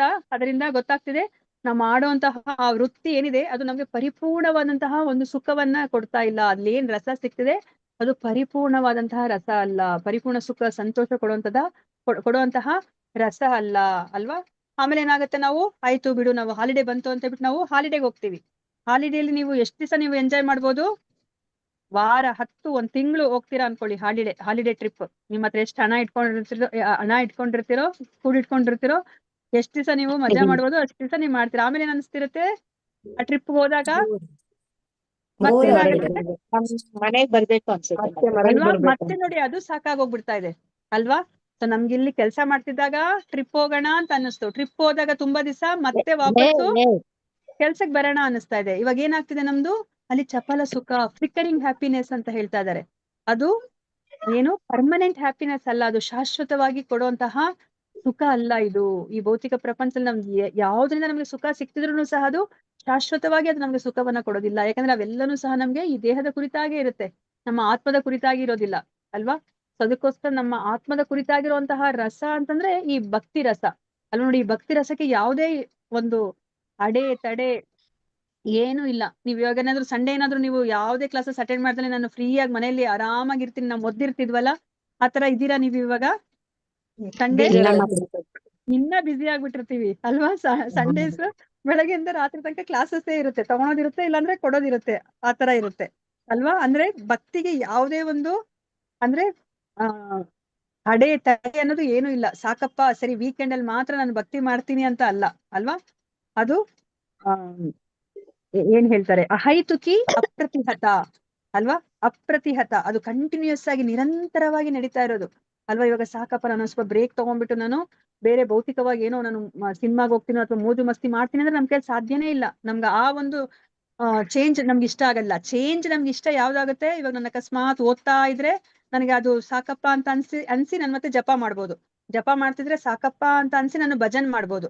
ಭಜನ್ ಮಾಡ್ತಿದ್ರೆ ಸಾಕಪ್ಪ ಅಂತ ಅನ್ಸ್ಬಿಟ್ಟು ನಾನು ಭಗವಂತಂದು ಇನ್ಯಾವ್ದಾದ್ರು ಒಂದು ಕೆಲಸ ಮಾಡ್ಬೋದು. ದೇವ್ರ ಮನೆ ತೊಳೆಯೋದು ಅಥವಾ ಭಗವಂತನ ವಿಗ್ರಹಕ್ಕೆ ಏನಾದ್ರು ಒಂದು ಅಲಂಕಾರ ಮಾಡೋದು, ಹೂವ ಕಟ್ಟೋದು ಏನಾದ್ರು ಮಾಡ್ಬೋದು. ಅಲ್ಲಿ ನಾವು ಚೇಂಜಸ್ ಮಾಡ್ಕೋತೀವಿ ಹೊರತು ಸೊ ನಾವು ಈ ಒಂದು ಭಗವಂತನ ಸೇವೆನೇ ಬೇಡ ಅಂತ ನಾವ್ ಅನ್ಕೊಳೋದಿಲ್ಲ ಅಲ್ವಾ? ಸೊ ಅನ್ಸಿದ್ಯಾ ನಿಮ್ಗೆ ಯಾವಾಗಾದ್ರೂ ಆತರ? ಇಲ್ಲ ಸಾಕಾಯ್ತಪ್ಪ ಯಾಕೆ ಬಂದ್ಬಿಟ್ವಿ ಭಕ್ತಿಗೆ, ಇಲ್ಲಿ ಏನೋ ಕಟ್ಟಿ ಇಟ್ಕೊಂಡ್ಬಿಟ್ಟಿದ್ದಾರೆ ನಮ್ಮನ್ನ ಅಂತ ನಿಮ್ಗೆ ಏನಾದ್ರು ಅನ್ಸಿದ್ಯಾ? ಇಲ್ಲ ಮಾತಾಜಿ. ಹಾ ಇಲ್ಲ ಇನ್ನು ಇಲ್ಲ ಹೆಚ್ಚಿನ ಮಾತಾಜಿ. ರೀತಿಯಲ್ಲಿ ಸೇವೆ ಮಾಡ್ಬೇಕು ಅನ್ಸುತ್ತೆ. ಕೇಳಿಸಿಲ್ಲ. ಹರೇ ಕೃಷ್ಣ ಮಾತಾಜಿ. ಸೇವೆ ಮಾಡ್ಬೇಕು ಅಂತ ಅನಿಸ್ತಾ ಇದೆ ಅಲ್ವಾ? ಸೇವೆ ಮಾಡ್ಬೇಕು ಅಂತ ಅನಿಸ್ತಾ ಇರುತ್ತೆ. ಮತ್ತೆ ಇದು ಅಹೈತುಕಿ ಅಲ್ವಾ? ನೀವು ಅಕಸ್ಮಾತ್ ಇವಾಗ ನೀವು ಕೆಲ್ಸಕ್ಕೆ ಹೋಗ್ತಾ ಇದ್ದೀರಾ, ಆ ಕೆಲ್ಸಕ್ಕೆ ಹೋಗೋ ಕಡೆ ನೀವು ಏನಕ್ಕೆ ಹೋಗ್ತಾ ಇದ್ದೀರಾ ಕೆಲ್ಸಕ್ಕೆ, ಅಲ್ಲಿ ನಿಮ್ಗೆ ಸಂಬಳ ಕೊಡ್ತಾರೆ. ಅಕಸ್ಮಾತ್ ಸಂಬಳ ಕೊಡ್ಲಿಲ್ಲ ಅಂತಂದ್ರೆ ನೀವು ಏನು ಒಂದಿನ ಕೆಲಸ ಮಾಡ್ತೀರಾ, 2 ದಿನ ಕೆಲಸ ಮಾಡ್ತೀರಾ, ವಾರ ಕೆಲಸ ಮಾಡ್ತೀರಾ, ಅಥವಾ 1 ತಿಂಗಳು ಕೆಲಸ ಮಾಡ್ತೀರಾ, ಇಲ್ಲ 1 ವರ್ಷ ಕೆಲಸ ಮಾಡ್ತೀರಾ? ಅವ್ರು ಏನಾದ್ರು ಸಂಬಳ ಕೊಡಲ್ಲ ಅಂತ ಹೇಳಿದ್ಮೇಲೆ ಕೆಲ್ಸ ಬಿಡ್ತೀವಿ, ಇಮಿಡಿಯೇಟ್ ಕೆಲಸ ಬಿಡ್ತೀರಾ ಅಲ್ವಾ? ಇರ್ತೀರಾ ಮಾತಾಜಿ? ಇಲ್ಲ ಮಾತಾಡಿ, ಕೆಲ್ಸ ಬಿಡ್ತೀವಿ. ಕೆಲಸ ಇಲ್ಲ ಇಮಿಡಿಯೇಟ್ ಮಾತಾಜಿ. ಅಂದ್ರೆ ನೆಕ್ಸ್ಟ್ ಮಂತ್ ಇಂದ ನಿಮ್ಗೆ ಸ್ಯಾಲರಿ ಇಲ್ಲ, ಬೇಕಂದ್ರೆ ನೀವು ಕೆಲಸ ಮಾಡ್ಬೋದು ಅಂತ ಹೇಳಿದ್ರೆ ಯಾರು ಕೆಲಸ ಮಾಡ್ತಾರೆ? ಮಾಡಲ್ಲ. ಯಾರು ಮಾಡಲ್ಲ ಅಲ್ವಾ? ಆದ್ರೆ ಇಲ್ಲಿ ನಾವು ಭಕ್ತಿಯಲ್ಲಿ ಇವಾಗ ನಮ್ಗೆ ಅಲ್ಲಿ ನಾವ್ ಏನನ್ನೋ ನಿರೀಕ್ಷಣೆ ಮಾಡ್ದಲೆ ಅಲ್ವಾ, ಅನ್ಯ ಅಭಿಲಾಷಿತ ಶೂನ್ಯ, ಏನೇ ಒಂದು ಅಭಿಲಾಷೆ ಇಟ್ಕೊಂಡಲೆ ನಾವಿಲ್ಲಿ ಭಕ್ತಿಯನ್ನ ಮಾಡ್ತಾ ಇದೀವಿ ಕೃಷ್ಣನ ಸಂತೋಷಕ್ಕೋಸ್ಕರ. ಪ್ರಹ್ಲಾದ ಮಹಾರಾಜ ಏನ್ ಹೇಳ್ತಾರೆ ನರಸಿಂಹ ಅವರ ಹಿರಣ್ಯಕಶಿಪುವನ್ನ ಸಂಹಾರ ಮಾಡಿದ್ಮೇಲೆ ಪ್ರಹ್ಲಾದ ಮಹಾರಾಜನಿಗೆ ಏನಂತ ಕೇಳ್ತಾರೆ? ನರಸಿಂಹದೇವ ಏನಾದ್ರೂ ವರ ಕೇಳ್ಕೊ ಪ್ರಹ್ಲಾದ ಅಂತ ಕೇಳ್ತಾರೆ ಅಲ್ವಾ? ಅವಾಗ ಪ್ರಹ್ಲಾದ ಮಹಾರಾಜ ಏನ್ ಹೇಳ್ತಾರೆ? ನಮ್ ಪಪ್ಪಣ್ಣನೇ ಮೋಕ್ಷ ಕೊಡ್ಲಿಕ್ಕೆ ತಂದೆಗೆ ಮೋಕ್ಷ ಕೊಡ್ಲಿಕ್ಕೆ ಕೇಳ್ತಾರೆ. ಅದಕ್ಕಿಂತ ಮುಂಚೆ ಏನ್ ಕೇಳ್ತಾರೆ? ಪ್ರಹ್ಲಾದ ಮಹಾರಾಜ ಏನ್ ಹೇಳ್ತಾರೆ? ನಾನು ಎಲ್ಲಾ ಸ್ಥಳದಲ್ಲಿ ನಿನ್ನನ್ನು ನೋಡಬೇಕು ಅಂತ. ಭಕ್ತಿ ಮಾಡುವಂತ ಮನಸ್ಸು ಕೊಡು. ಅದಕ್ಕಿಂತ ಮುಂಚೆ ಇನ್ನೇನ್ ಕೇಳ್ತಾರೆ? ಭಗವಂತನೇ ನಾಮಸ್ಮರಣನೆ ಮಾಡ್ತಾನೆ, ಶಕ್ತಿ ಕೊಡು ಅಂತಂದು. ವೈಷ್ಣವ ಭಕ್ತರಾಗ್ಬೇಕು ಅಂತ ಇಷ್ಟಪಡ್ತಾರೆ ಮಾತಾಜಿ. ಇನ್ಯಾರಾದ್ರೂ ಹೇಳ್ತೀರಾ? ಎಲ್ಲ ಕರೆಕ್ಟ್, ಬಟ್ ಇನ್ನೊಂದು ಹೇಳ್ಬೇಕು, ತುಂಬಾ ಇಂಪಾರ್ಟೆಂಟ್. ಹರೇ ಕೃಷ್ಣ. ಎಲ್ಲ ವೈಷ್ಣವ ಮುಕ್ತಿ ಸಿಗ್ಬೇಕು ಅಂತಂದು ಕೇಳ್ತಾರೆ. ಇಲ್ಲ. ಎಲ್ಲಿಯೂ ನಿನ್ನನ್ನು ಕಾಣಬೇಕು. ಓಕೆ, ಮತ್ತೆ ಇನ್ನೊಂದು ನೆನಪಾಗಲ್ಲ ಎಲ್ಲರೂ ಮಾತಾಜಿ, ಇದೆ ಆಗ್ಬೇಕು ಮಾತಾಜಿ. ಅಂತಂದು. ಅದೇನೋ ಇದೆ ಮಾತಾಜಿ, ನೆನಪಾಗಲ್ಲ ಅದು. ಏನ್ ಸ್ವಂತ ಹೇಳ್ತಾರೆ ಶಬ್ದ ಅವ್ರು? ಏನ್ ಹೇಳ್ತಾರೆ. ಹೇಳ್ತಾರೆ ನನ್ನ ತಂದೆಯ ನರಸಿಂಹಿಗೆ? ಹೇಳಿ ಮಾತಾಜಿ, ಯಾರೋ ನನ್ನ ಹೇಳ್ತಾರೆ. ತಂದೆಯ ಅಪರಾಧವನ್ನು ಕ್ಷಮಿಸು ಅಂತ ಕೇಳ್ತಾರೆ. ಇಲ್ಲ Okay. ಇಲ್ಲ, ಅವ್ರೇನೋ ಅದಕ್ಕಿಂತ ಕೇಳ್ತಾರೆ. ಮುಂಚೆ ಅದಕ್ಕಿಂತ ಮುಂಚೆ ಏನ್ ಹೇಳ್ತಾರೆ? ಒಂದು ಸೆಂಟೆನ್ಸ್ ಹೇಳ್ತಾರೆ, ತುಂಬಾ ಮುಖ್ಯವಾಗಿರೋ ಸೆಂಟೆನ್ಸ್. ಅದು ಯಾವಾಗ್ಲೂ ನಾವು ಜ್ಞಾಪಕ ಇಟ್ಕೊಳ್ಳೇಬೇಕಾಗಿರೋ ಸೆಂಟೆನ್ಸ್, ನಾವು ಭಕ್ತಿಯಲ್ಲಿ ಮುಂದುವರಿಬೇಕು ಅಂದ್ರೆ. ಏನ್ ಹೇಳ್ತಾರೆ ಪ್ರಹ್ಲಾದ ಮಹಾರಾಜ ನರಸಿಂಹನಿಗೆ? ನರಸಿಂಹ, ನಾನ್ ನಿನ್ ಜೊತೆ ಯಾವಾಗ್ಲೂ ವ್ಯಾಪಾರ ನೀನು ಮಾಡ್ತಾ ಸೇವೆ ಇಲ್ಲ, ಮಾಡುವಂತ ಬುದ್ಧಿಯನ್ನು ಕೊಟ್ಟು ಕೊಡುವಂತ ಕೊಟ್ಟು ಭಕ್ತಿಯನ್ನು ತಗೊಳ್ಳುವಂತ ವ್ಯಾಪಾರವನ್ನ ನಾನ್ ಮಾಡ್ತಾ ಇಲ್ಲ ನಿನ್ ಜೊತೆ. ನಾನ್ ನಿನ್ಗೆ ಭಕ್ತಿ ಮಾಡ್ತೀನಿ, ಅದಕ್ಕೆ ನೀನು ಅದಕ್ಕೆ ಪ್ರತಿಯಾಗಿ ನನ್ಗೇನೋ ಒಂದು ವರವನ್ನ ಕೊಡು ಅಂತ ಹೇಳ್ಬಿಟ್ಟು ನಾನು ನಿನ್ಗೆ ಭಕ್ತಿ, ಇಲ್ಲಿ ವ್ಯಾಪಾರ ಮಾಡ್ತಾ ಇಲ್ಲ ಅಂತ ಹೇಳ್ಬಿಟ್ಟು ನರಸಿಂಹನಿಗೆ ಹೇಳ್ತಾರೆ. ನನಗೆ ಏನು ಬೇಕಾಗಿಲ್ಲ ಅಂತ ಹೇಳ್ತಾರೆ ಅವರು. ನರಸಿಂಹದೇವ ಪದೇ ಪದೇ ಅವರು ಒತ್ತಾಯ ಮಾಡಿದ್ದಕ್ಕೆ ಅವ್ರು ಇದನ್ನೆಲ್ಲ ಕೇಳ್ಕೊಂಡ್ರು. ನೀವೆಲ್ಲ ಏನ್ ಹೇಳಿದ್ರು ಅದನ್ನ ಕೇಳ್ಕೊಂತಾರೆ ಅವರು, ಅಲ್ವಾ? ಇಲ್ಲಾಂದ್ರೆ ಅವರು ಮೊದ್ಲಲ್ಲಿ ಏನನ್ನೂ ಅವ್ರು ಕೇಳ್ಕೊಳೋದಿಲ್ಲ. ನಾನು ವ್ಯಾಪಾರ ಮಾಡ್ತಾ ಇಲ್ಲ, ನಾನು ನಿನ್ಗೆ ಭಕ್ತಿ ಮಾಡ್ತಾ ಇರೋದು ಅನ್ಯ ಅಭಿಲಾಷಿತ ಶೂನ್ಯ, ಯಾವುದೇ ಒಂದು ಅಭಿಲಾಷೆ ಇಲ್ದಲೆ ನಾನ್ ನಿನ್ಗೆ ಭಕ್ತಿಯನ್ನ ಮಾಡ್ತಾ ಇದ್ದೀನಿ ಅಂತ ಹೇಳ್ಬಿಟ್ಟು ಹೇಳ್ತಾರೆ ಅವರು. ಸೊ ಅದು ತುಂಬಾ ಮುಖ್ಯವಾಗಿರೋದು ಭಕ್ತಿಯಲ್ಲಿ. ಏನೋ ಅಹೈತುಕಿ ಅಪ್ರತಿಹತ, ಯಾವುದೇ ಕಾರಣ ಇಲ್ಲ, ಏನೇ ಕಾರಣ ಇಲ್ದಲೆ ನಾವು ಕೃಷ್ಣನನ್ನ ನಾವು ಪ್ರೀತಿಸ್ಬೇಕು. ಅದೇ ತರನೇ ಅದು ನಿರಂತರವಾಗಿರ್ಬೇಕು. ಆ ಪ್ರೀತಿ ಅನ್ನೋದು ಯಾವುದೇ ಒಂದು ಅಡೆ ತಡೆ ಇಲ್ದಲೆ ನಿರಂತರವಾಗಿರ್ಬೇಕು. ಅದನ್ನ ನಾವು ಶುದ್ಧ ಭಕ್ತಿ ಅಂತ ಹೇಳ್ಬಿಟ್ಟು ನಾವು ಕರಿತೀವಿ, ಅಲ್ವಾ? ಈ ಶುದ್ಧ ಭಕ್ತಿಯನ್ನ ಹೇಗೆ ಮಾಡೋದು ಅನ್ನೋದನ್ನ ನಮ್ಗೆ ಇಲ್ಲಿ ಭಕ್ತಿ ರಸಾಮೃತ ಸಿಂಧುವಲ್ಲಿ ರೂಪ ಗೋಸ್ವಾಮಿ ತಿಳಿಸಿ ಕೊಡ್ತಾ ಇದ್ದಾರೆ, ಅಲ್ವಾ? ಅದಕ್ಕೆ ನಮ್ಗೆ ಆಚಾರ್ಯರು ಇನ್ನೊಂದು ಎಕ್ಸಾಂಪಲ್ ಕೊಡ್ತಾರೆ. ಈಗ ಭರತನಾಟ್ಯ ಮಾಡ್ತಾ ಇರ್ತಾರೆ, ಅಲ್ವಾ? ಸೊ ಭರತನಾಟ್ಯ ಮಾಡಿದಾಗ ಅದು ಎಲ್ಲರಿಗೂ ಇಷ್ಟ ಆಗತ್ತಾ ಭರತನಾಟ್ಯವನ್ನ ನೋಡ್ಲಿಕ್ಕೆ? ಇಷ್ಟ ಆಗುತ್ತೆ. ಇಷ್ಟ ಆಗುತ್ತೆ. ಕೆಲವರಿಗೆ ಇಷ್ಟ ಆಗಲ್ಲ. ಕೆಲವರಿಗೆ ಇಷ್ಟ ಆಗುತ್ತೆ, ಕೆಲವರಿಗೆ ಇಷ್ಟ ಆಗೋದಿಲ್ಲ. ಅಂದ್ರೆ ಅಕಸ್ಮಾತ್ ಏನಾದ್ರು ಆ ನಾಟ್ಯ ಮಾಡ್ತಿರೋಂತಹ ಒಂದು ಸ್ತ್ರೀ ತುಂಬಾ ಸುಂದರವಾಗಿದ್ರೆ ಆ ಸೌಂದರ್ಯವನ್ನ ನೋಡ್ಕೊಂಡು ಕುತ್ಕೋತಾರೆ, ಅಲ್ವಾ? ಆದ್ರೆ ಅಲ್ಲಿ ಅದಕ್ಕಿಂತ ಶ್ರೇಷ್ಠವಾದದಲ್ಲಿ ನಡೀತಾ ಇದೆ, ಅಲ್ವಾ? ಅವಳು ಹಾವ ಭಾವ ಅದೆಲ್ಲ ಮಾಡ್ತಾ ಇದ್ದಾಳೆ, ಆದ್ರೆ ಅದ್ರಲ್ಲಿ ಏನು ಆ ವ್ಯಕ್ತಿಗೆ ರಸನೇ ಇಲ್ಲ, ಅಲ್ವಾ? ಅವರು ರಸಿಕ ಇಲ್ಲ, ಅವರು ಅರಸಿಕ. ಅಲ್ಲಿ ಎಷ್ಟು ಇವಾಗ ನೋಡಿ, ಒಂದು ಕೃಷ್ಣನ ಒಂದು ಯಾವ್ದಾದ್ರು ಒಂದು ಲೀಲೆಯನ್ನೇ ಅವಳು ತೋರಿಸ್ತಾ ಇರ್ಬೋದು, ಆದ್ರೆ ಅವನ್ಗೆ ಏನು ಗೊತ್ತಾಗ್ತಿಲ್ಲ. ಆ ಹಾವ ಭಾವದಲ್ಲಿ, ಅವಳ ಎಕ್ಸ್ಪ್ರೆಷನ್ ಅಲ್ಲಿ ಏನನ್ನೂ ಅರ್ಥ ಮಾಡ್ಕೊಳ್ಲಿಕ್ಕೆ ಆಗ್ತಾ ಇಲ್ಲ. ಅವಾಗ ಏನಾಯ್ತು, ಅವನು ಅಲ್ಲಿ ಪರಿಪೂರ್ಣವಾಗಿ ಅಲ್ಲಿ ನಡೀತಾ ಇರುವಂತಹ ಒಂದು ನಾಟ್ಯದಿಂದ ಆ ರಸವನ್ನ ಅವನು ಆಸ್ವಾದನೆ ಮಾಡ್ಲಿಕ್ಕೆ ಆಗ್ತಾ ಇದೆಯಾ? ಇಲ್ಲ. ಇಲ್ಲ, ಅಲ್ವಾ? ಅವ್ನು ಬರೀ ಅಲ್ಲಿ ಯಾವ್ದೋ ಒಂದು ರಸ ಸಿಕ್ತಿದೆ, ಅದಕ್ಕೆ ಕುತ್ಕೊಂಡಿದ್ದಾನೆ. ಆದ್ರೆ ಅದು ಕೆಳಮಟ್ಟದ ರಸ. ಅವಳನ್ನ ಒಂದು ಸ್ತ್ರೀಯಾಗಿ ನೋಡಿ ಅವಳನ್ನ ಭೋಗಿಸ್ಬೇಕು ಅನ್ನೋ ಒಂದು ಮನಸ್ಥಿತಿಯಲ್ಲಿ ಅವನು ಕುತ್ಕೊಂಡಿದ್ದಾನೆ. ಆದ್ರೆ ಅದಕ್ಕಿಂತ ಒಂದು ಶ್ರೇಷ್ಠವಾದ ಒಂದು ಕ್ರಿಯೆಯಲ್ಲಿ ನಡೀತಾ ಇದೆ, ಆ ರಸವನ್ನ ಅವನು ಅನುಭವಿಸ್ಬೇಕು, ಅಲ್ವಾ? ಅದೇ ತರನೇ ನಮ್ಗುನು ಅಷ್ಟೇನೆ. ನಮ್ಗಿಲ್ಲಿ ರೂಪ ಗೋಸ್ವಾಮಿ ಅವರು ತಿಳಿಸಿ ಕೊಡ್ತಾ ಇದ್ದಾರೆ ಹೇಗೆ ನಾವು ಆ ಒಂದು ಭಕ್ತಿಯ ರಸವನ್ನ ನಾವು ಆಸ್ವಾದನೆ ಮಾಡ್ಬೇಕು ಅಂತ. ಯಾಕಂದ್ರೆ ನಮಗ್ ಗೊತ್ತಿಲ್ಲ, ಅಲ್ವಾ? ಸೊ ನಮ್ಗೆ ಇವಾಗ ಸೇಮ್ ಆ ಭರತನಾಟ್ಯವನ್ನ ನೋಡ್ತಿರೋ ವ್ಯಕ್ತಿಗೆ ಆ ಭರತನಾಟ್ಯದ ಬಗ್ಗೆ ಒಂದು ಚೂರುನು ಗೊತ್ತಿಲ್ಲ, ಅವ್ರಿಗೆ ಏನೂ ಗೊತ್ತಿಲ್ಲ. ಅಂತಹ ವ್ಯಕ್ತಿಗೆ ಆ ಭರತನಾಟ್ಯವನ್ನ ಅವರು ಅಪ್ರಿಶಿಯೇಟ್ ಮಾಡ್ಲಿಕ್ಕೆ ಆಗೋದಿಲ್ಲ. ಅದೇ ತರನೇ ನಮ್ಮ ಸ್ಥಿತಿ, ಅಲ್ವಾ? ನಮ್ಗೆ ಆ ಕೃಷ್ಣನ ಆ ಒಂದು ಸರ್ವಶ್ರೇಷ್ಠತೆನೂ ಗೊತ್ತಿಲ್ಲ, ಆ ಕೃಷ್ಣನ ಆ ಒಂದು ಸ್ವೀಟ್ನೆಸ್, ಆ ಮಾಧುರ್ಯತೆನೂ ನಮ್ಗೆ ಗೊತ್ತಿಲ್ಲ, ಅಲ್ವಾ? ಸೊ ಅದಕ್ಕೆ ನಮ್ಗೆ ಭಕ್ತಿ ರಸಾಮೃತ ಸಿಂಧುವಲ್ಲಿ ನಮ್ಗೆ ಹೇಳ್ಕೊಡ್ತಾ ಇದ್ದಾರೆ ಅವರು.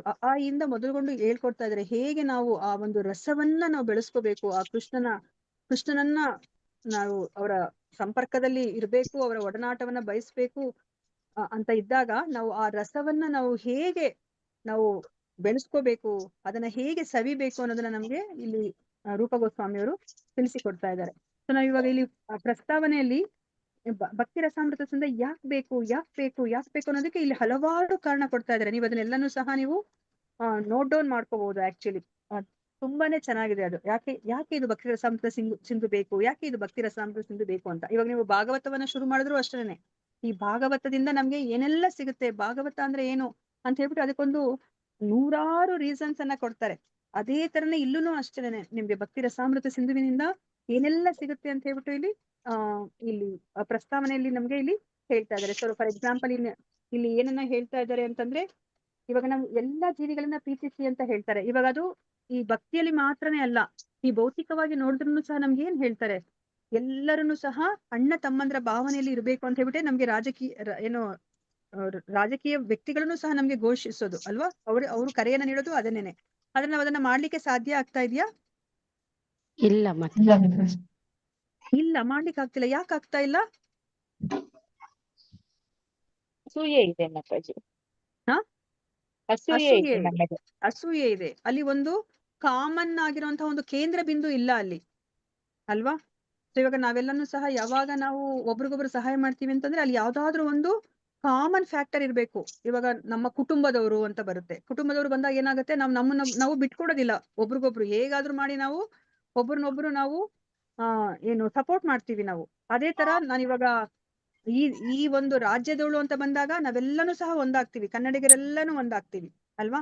ಅದೇ ತರ ನಾವು ಭಾರತೀಯರು ಅಂತ ಹೇಳ್ಬಿಟ್ಟು ಇವಾಗ ಬೇರೆ ದೇಶದ ನಡುವೆ ಏನಾದ್ರೂ ಒಂದು ಕಲಹ ಆದಾಗ ಭಾರತೀಯರು ಅಂತ ಹೇಳ್ಬಿಟ್ಟು ನಾವು ಒಟ್ಟಾಗ್ತೀವಿ. ಅಲ್ಲಿ ಏನಾಗ್ತಿದೆ, ಯಾವ್ದಾದ್ರು ಒಂದು ಫ್ಯಾಕ್ಟರ್, ಕಾಮನ್ ಫ್ಯಾಕ್ಟರ್ ಅಲ್ಲಿ ಮಧ್ಯ ಬರ್ತಾ ಇದೆ ಅಲ್ವಾ. ಅವಾಗಷ್ಟೇ ನಾವೆಲ್ಲ ಒಟ್ಟಿಗೆ ಬರ್ಲಿಕ್ಕೆ ಸಾಧ್ಯ. ಅದೇ ತರ ಇವಾಗ ಈ ಪ್ರಪಂಚದಲ್ಲಿ ಇರೋರೆಲ್ಲ ಒಂದೇ ಅಂತ ಒಂದು ಭಾವನೆ ಬರ್ಬೇಕಂದ್ರೆ ಅಲ್ಲಿ ಏನಾಗ್ಬೇಕಾಗತ್ತೆ,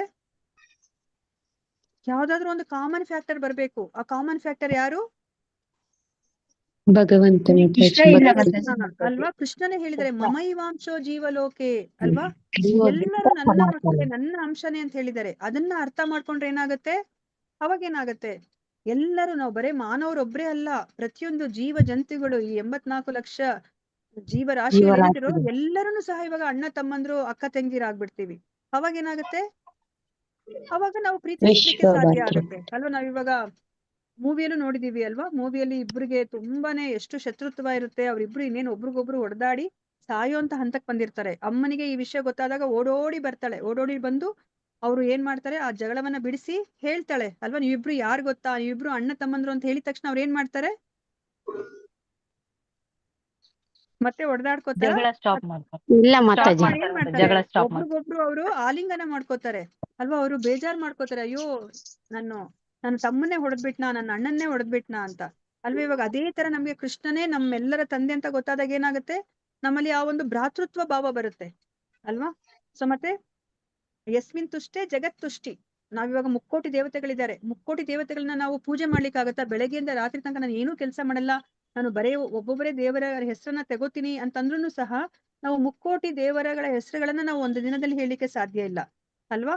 ಆದ್ರೆ ನಾವಿವಾಗ ಕೃಷ್ಣನಿಗೆ ನಾವು ಸಂತೋಷ ಪಡಿಸಿದ್ರೆ ಏನಾಗತ್ತೆ, ನಾವು ಒಂದು ಮರದ ಬುಡಕ್ಕೆ ನಾವು ನೀರೆರೆದ್ರೆ ಏನಾಗತ್ತೆ, ಇಡೀ ಮರದ ಪ್ರತಿಯೊಂದು ಭಾಗಗಳಿಗೂ ಸಹ ಆ ಒಂದು ನೀರು ಅಥವಾ ಪೋಷಕಾಂಶ ಸಿಗುತ್ತೆ. ಅದೇ ತರನೇ ಯಸ್ಮಿನ್ ತುಷ್ಟೇ ಜಗತ್ ತುಷ್ಟೇ. ನಾವು ಕೃಷ್ಣನನ್ನು ನಾವು ಪ್ರೀತಿಸಿದ್ರೆ ನಾವು ಇಡೀ ಜೀವರಾಶಿಯನ್ನು ನಾವು ಪ್ರೀತಿಸ್ತೀವಿ ಅಲ್ವಾ. ಅದನ್ನ ನಮ್ಗೆ ಈ ಭಕ್ತಿ ರಸಾಮೃತ ಸಿಂಧು ನಮ್ಗೆ ಹೇಳ್ಕೊಡುತ್ತೆ. ಏಕಕಾಲದಲ್ಲಿ ಎಲ್ಲಾ ಜೀವರಾಶಿಗಳನ್ನ ಹೇಗೆ ಪ್ರೀತಿಸೋದು ಅನ್ನೋದನ್ನ ನಮ್ಗೆ ಇದು ಹೇಳ್ಕೊಡುತ್ತೆ ಅಲ್ವಾ. ಅದೇ ತರ ನಮ್ಗೆ ಇನ್ನೊಂದು ಎಕ್ಸಾಂಪಲ್ ಏನ್ ಕೊಡ್ತಾರೆ, ನಾವು ಹೊಟ್ಟೆಗೆ ಆಹಾರವನ್ನ ತಗೊಂಡ್ರೆ ಇಡೀ ದೇಹದ ಪ್ರತಿಯೊಂದು ಅಂಗಾಂಗಗಳಿಗೂ ಸಹ ಆ ಪೌಷ್ಟಿಕ ಅಂಶ ಸಿಗುತ್ತೆ ಅಲ್ವಾ. ಸೊ ಅದೇ ತರನೇ ನಾವು ಆ ಕೃಷ್ಣನಿಗೆ ನಾವು ಪೂಜೆಯನ್ನ ಮಾಡಿದ್ರೆ, ಕೃಷ್ಣನಿಗೆ ನಾವು ಸಂತೋಷ ಪಡಿಸಿದ್ರೆ ಇಡೀ ಜೀವರಾಶಿ ಸಂತೋಷ ಪಡುತ್ತೆ ಅಲ್ವಾ. ಅದನ್ನ ನಮ್ಗೆ ಈ ಭಕ್ತಿ ರಸಾಮೃತ ಸಿಂಧು ನಮ್ಗೆ ಹೇಳ್ಕೊಡುತ್ತೆ ಅಲ್ವಾ. ಮತ್ತೆ ಅದೇ ತರನೇ ನಮ್ಗೆ ಇಲ್ಲಿ ಈ ಭಕ್ತಿ ರಸಾಮೃತ ಸಿಂಧು ಅಂತಂದ್ರೆ ಇದು ಏನೋ ಒಂದು ಸೆಂಟಿಮೆಂಟ್ ಇರುವಂತ ಪುಸ್ತಕ ಅಲ್ಲ. ಇದು ಒಂದು ವಿಜ್ಞಾನ, ಸೈನ್ಸ್ ಅಂತ ಹೇಳ್ತಾರೆ. ಸೈನ್ಸ್ ಅಂದ್ರೆ ಏನ್ ಅರ್ಥ, ನಾವೇನ್ ತಿಳ್ಕೊಂಡಿದೀವಿ ಸೈನ್ಸ್ ಅಂದ್ರೆ, ನಾವ್ ಎಷ್ಟೊಂದ್ ಜನ ಅನುಭವ ಅದು ಪ್ರತ್ಯಕ್ಷವಾಗಿ ನೀವು ನೋಡ್ಬೋದು, ಪ್ರಾಕ್ಟಿಕಲ್ ಆಗಿ. ಅದಕ್ಕೆ ನಾವು ಇವಾಗ ಸೈನ್ಸ್ ಸ್ಟೂಡೆಂಟ್ಸ್ ಎಲ್ಲ ಏನ್ ಮಾಡ್ತಾರೆ, ಲ್ಯಾಬ್ಗೆ ಹೋಗ್ತಾರೆ. ಅಲ್ಲಿ ಏನ್ ಥಿಯರಿಯಲ್ಲಿ ಕಲ್ತ್ಕೊಂಡಿರ್ತಾರೋ ಲ್ಯಾಬ್ ಅಲ್ಲಿ ಅದನ್ನ ಅವರು ಪ್ರತ್ಯಕ್ಷವಾಗಿ ನೋಡ್ತಾರೆ. ಇವಾಗ ಥಿಯರಿಯಲ್ಲಿ ಏನ್ ಹೇಳ್ಕೊಡ್ತಾರೆ, ನೀರಾಗ್ಬೇಕು ಅಂತಂದ್ರೆ ಹೈಡ್ರೋಜನ್ ಆಕ್ಸಿಜನ್ ಸೇರ್ಕೊಂಡ್ರೆ ಅಲ್ಲಿ ನೀರಾಗತ್ತೆ ಅಂತ ಹೇಳ್ಕೊಟ್ಟಿರ್ತಾರೆ. ಇಲ್ಲಿ ಲ್ಯಾಬ್ ಬಂದು ಅವ್ರು ಅದನ್ನೇ ಮಾಡ್ತಾರೆ ಅಲ್ವಾ. ಪ್ರತ್ಯಕ್ಷವಾಗಿ ನೋಡ್ತಾರೆ. ಅದೇ ತರನೇ ಇದು ವಿಜ್ಞಾನ. ಈ ಭಕ್ತಿ ರಸಾಮೃತ ಸಿಂಧು ಅನ್ನೋದು ವಿಜ್ಞಾನ. ಎಂತಹ ವಿಜ್ಞಾನ ಅದು, ಆ ಒಂದು ಕೃಷ್ಣ ಪ್ರಜ್ಞೆಯ ವಿಜ್ಞಾನ, ಅದು ಭಕ್ತಿಯ ವಿಜ್ಞಾನ. ಅದು ಕೆಲಸ ಮಾಡುತ್ತೆ. ಇವಾಗ ಏನ್ ಹೇಳ್ಕೊಡ್ತಾ ಇದಾರೆ ನಮ್ಗೆ ಮುಂದೆ ಇನ್ನ ಈ ಒಂದು 19 ಅಧ್ಯಾಯಗಳಲ್ಲಿ ನಮ್ಗೆ ಏನನ್ನ ಹೇಳ್ಕೊಡ್ತಾರೆ ಅದನ್ನ ನಮ್ಮ ಜೀವನದಲ್ಲಿ ನಾವು ಅಳವಡಿಸ್ಕೊಂಡ್ರೆ ಅದು ಕೆಲಸ ಮಾಡುತ್ತೆ, ಅದನ್ನ ನಮ್ಗೆ ಹೇಳ್ಕೊಡ್ತಾರೆ. ಸೊ ಇದು ಭಕ್ತಿ ರಸಾಮೃತ ಸಿಂಧು ಅಂದ್ರೆ ಏನು, ಇದು ವಿಜ್ಞಾನ. ಮತ್ತೆ ಇದು ಇಂತಹ ವಿಜ್ಞಾನ ಅಂತಂದ್ರೆ ಬೇರೆಯವ್ರನ್ನ ದ್ವೇಷಿಸಿ ಅಂತ ಹೇಳ್ಕೊಡೋದಿಲ್ಲ, ಅಂತಹ ವಿಜ್ಞಾನ ಅಲ್ಲ ಇದು. ಎಂತಹ ವಿಜ್ಞಾನ, ಎಲ್ಲರನ್ನ ಪ್ರೀತಿಸುವಂತಹ, ಅದನ್ನ ಹೇಗೆ ಪ್ರೀತಿಸ್ಬೇಕು ಅನ್ನೋದನ್ನ ಹೇಳ್ಕೊಡುವಂತಹ ವಿಜ್ಞಾನ ಇದು. ಪ್ರತಿ ಜೀವಿಯನ್ನು ಪ್ರೀತಿಸುವ ವಿಜ್ಞಾನವನ್ನ ಭಕ್ತಿ ರಸಾಮೃತ ಸಿಂಧು ತಿಳಿಸಿಕೊಡುತ್ತೆ ಅಂತ ಹೇಳ್ಬಿಟ್ಟು ಹೇಳ್ತಾ ಇದ್ದಾರೆ. ಬಂದಿದ್ದು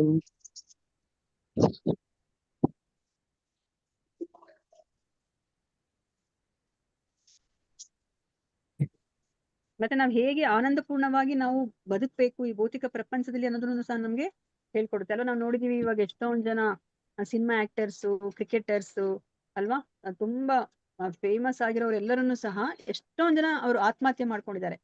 ಮತ್ತೆ ಅವ್ರನ್ನ ಇಂಟರ್ವ್ಯೂ ಮಾಡಿದಾಗ ಅವರು ಪರಿಪೂರ್ಣವಾಗಿ ಸಂತೋಷವನ್ನ ವ್ಯಕ್ತಪಡಿಸೋದಿಲ್ಲ ಅಲ್ವಾ. ಎಲ್ಲೋ ಏನೋ ಒಂದು ಕೊರತೆ ಇದೆ ಅಂತ ಹೇಳ್ಬಿಟ್ಟು ಹೇಳ್ತಾರೆ. ಯಾಕೆ ಅವ್ರಿಗೆ ಹಂಗ ಅನ್ಸುತ್ತೆ? ಇವಾಗ ಒಬ್ಬ ವ್ಯಕ್ತಿಗೆ ಬೇಕಾಗಿರೋದೆಲ್ಲ ಅವ್ರ ಹತ್ರ ಇರುತ್ತೆ ಅಲ್ವಾ. ನಾವೇನೆಲ್ಲ ಇಚ್ಛೆ ಪಡ್ತೀವಿ ಈ ಭೌತಿಕ ಪ್ರಪಂಚದಲ್ಲಿ ಇದ್ದಾಗ ಎಲ್ಲವನ್ನ ಆ ವ್ಯಕ್ತಿ ಹೊಂದಿರ್ತಾರೆ, ಆದ್ರೂ ಸಹ ಅವನಲ್ಲಿ ಪರಿಪೂರ್ಣತೆ ಇರೋದಿಲ್ಲ. ಯಾಕೆ ಆತರ ಆಗತ್ತೆ?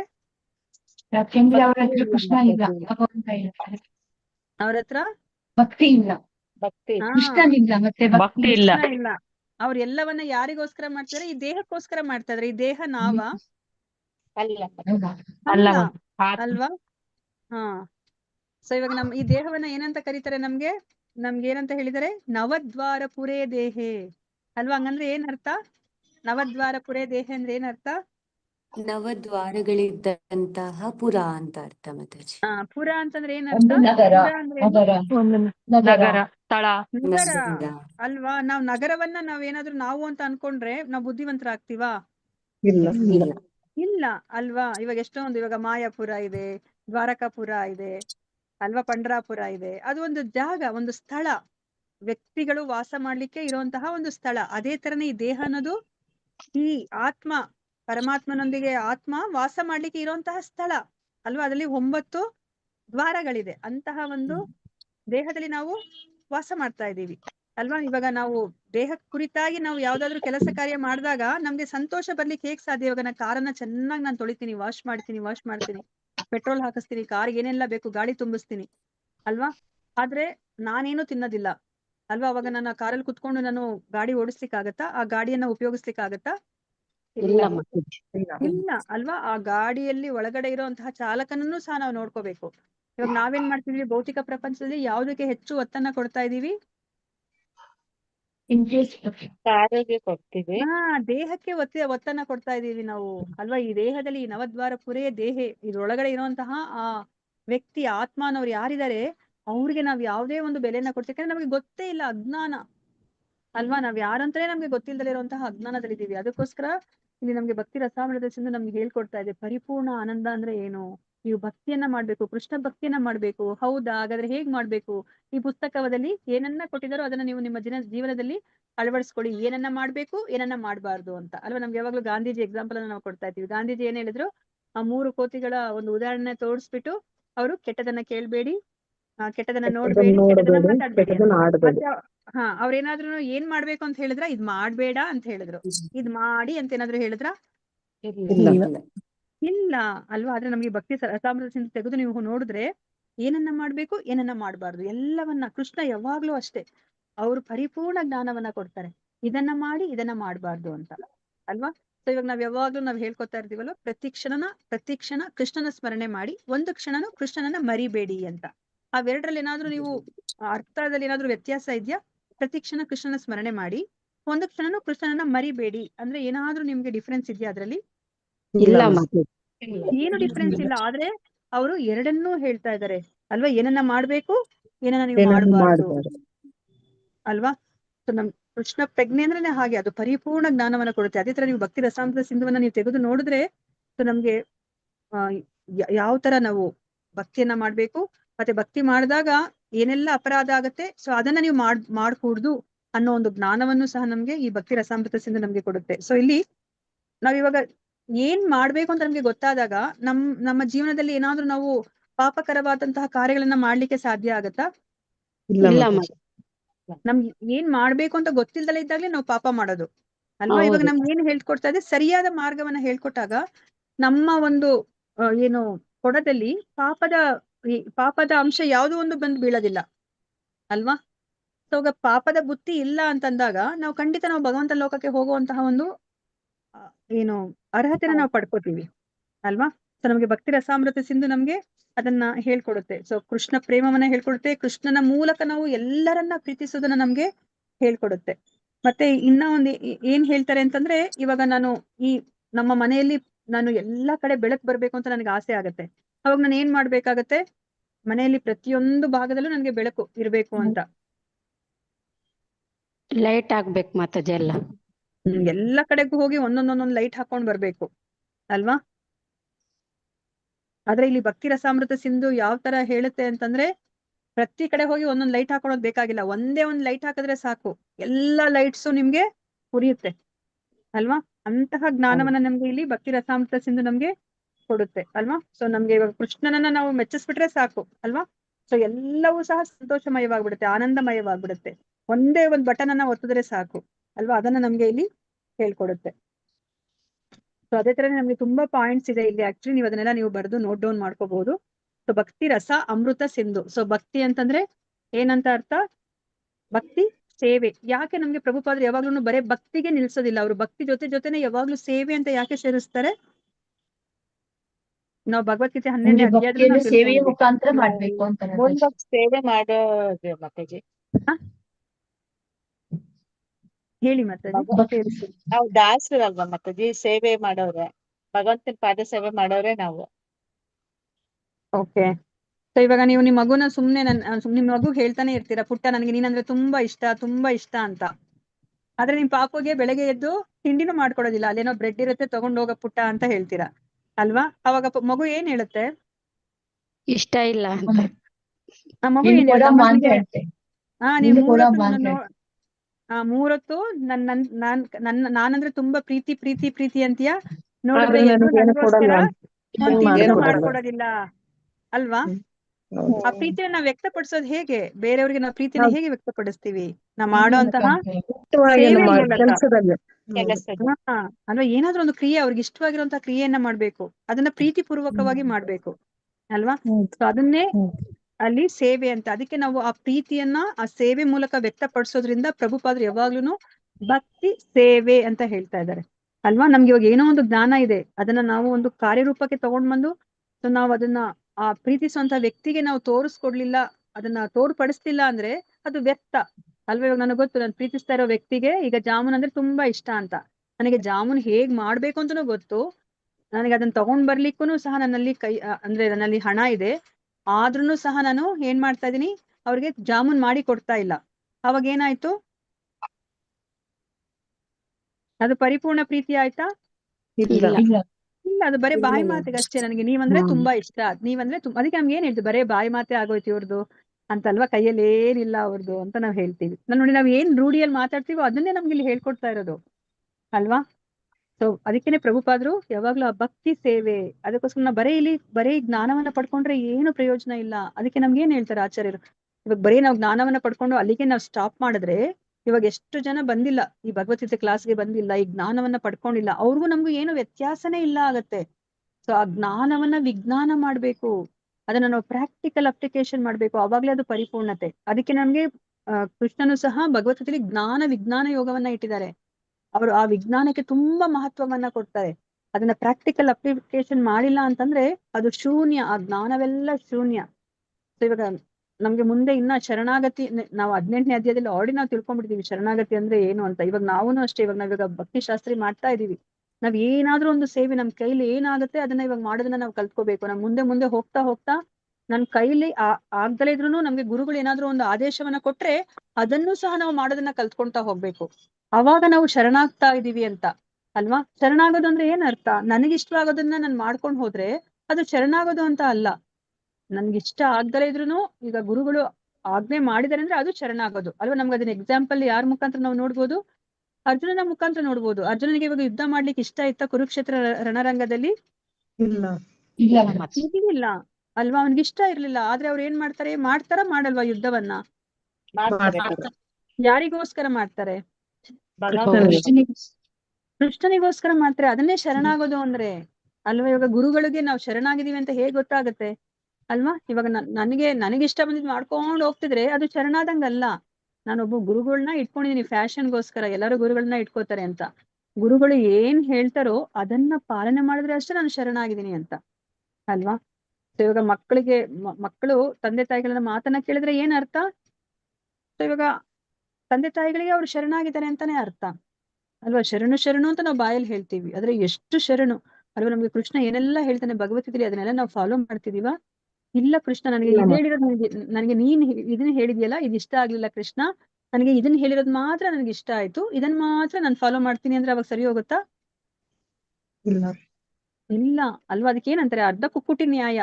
ನಾವ್ ನೋಡಿದೀವಲ್ವಾ, ಆ ಬಂಗಾರದ ಮೊಟ್ಟೆ ಇಡುವಂತಹ ವ್ಯಾಪಾರಿ ಏನ್ ಮಾಡ್ತಾನೆ, ಅವನಿಗೆ ಹಿಂದಿನ ಭಾಗ ಮಾತ್ರ ಅವನಿಗೆ ಆಪ್ಯಾಯ ಅಲ್ವಾ, ಮುಂದಿನ ಭಾಗಕ್ಕೆ ಅವನು ಆಹಾರ ಎಲ್ಲ ಕೊಡ್ಬೇಕು ಕೋಳಿಗೆ. ಅದಕ್ಕೋಸ್ಕರ ಅವನ್ ಏನ್ ಮಾಡ್ತಾನೆ, ಆ ತಲೆನ ಕತ್ತರಿಸ್ಬಿಡ್ತಾನೆ. ಕತ್ತರಿಸಿದ್ರೆ ಏನಾಗುತ್ತೆ, ಇಲ್ಲಿ ಬಂಗಾರ ಮೊಟ್ಟೆನೂ ಸಹ ಬರೋದು ನಿಂತು ಹೋಗುತ್ತೆ ಅಲ್ವಾ. ಸೊ ಇವಾಗ ನಾವು ಕೃಷ್ಣನನ್ನ ನಾವು ಒಪ್ಕೊಂಡಿದೀವಿ ಅಂದ್ರೆ ಪರಿಪೂರ್ಣವಾಗಿ ಒಪ್ಕೋಬೇಕು. ಕೃಷ್ಣ ಹೇಳಿರೋದು ಇದಿಷ್ಟ ಆಯ್ತು, ಅದಕ್ಕೆ ಇದನ್ ಮಾಡ್ತೀನಿ. ಅದೇನೋ ಬೆಳಗ್ಗೆ ಎದ್ದೊಳ್ಬೇಕಂತ 4:15 ಅದಿಷ್ಟ ಇಲ್ಲ, ಮಂಗಳಾರತಿ ಅಟೆಂಡ್ ಮಾಡೋದು ಇಷ್ಟ ಇಲ್ಲ, ಅದೇನೋ ಬುಕ್ ಡಿಸ್ಟ್ರಿಬ್ಯೂಷನ್ ಮಾಡೋದಿದ್ಯಂತೆ ಅದಂತೂ ಇಷ್ಟ ಇಲ್ಲ ಅಂದ್ರೆ ಹಂಗಿಲ್ಲ. ಎಲ್ಲವನ್ನೂ ಸಹ ನಾವು ಮಾಡ್ಬೇಕಾಗತ್ತೆ ಅಲ್ವಾ. ಅವಾಗ ಅದನ್ನ ಶರಣಾಗಿದ್ದೀವಿ ಅಂತ ಹೇಳ್ಬಿಟ್ಟು ನಾವು ಅರ್ಥ ಆಗತ್ತೆ ಅಲ್ವಾ.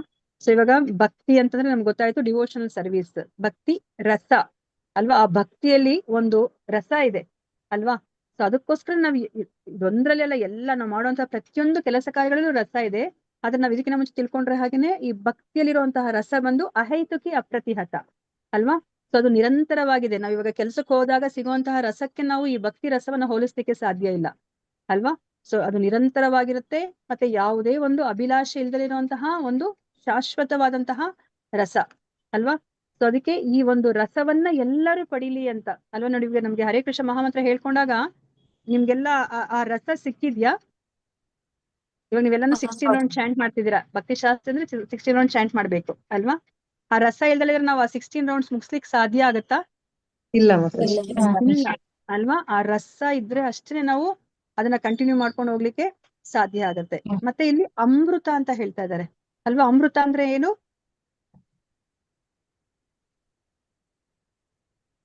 ಅಮೃತ ಅಂದ್ರೆ ಏನು?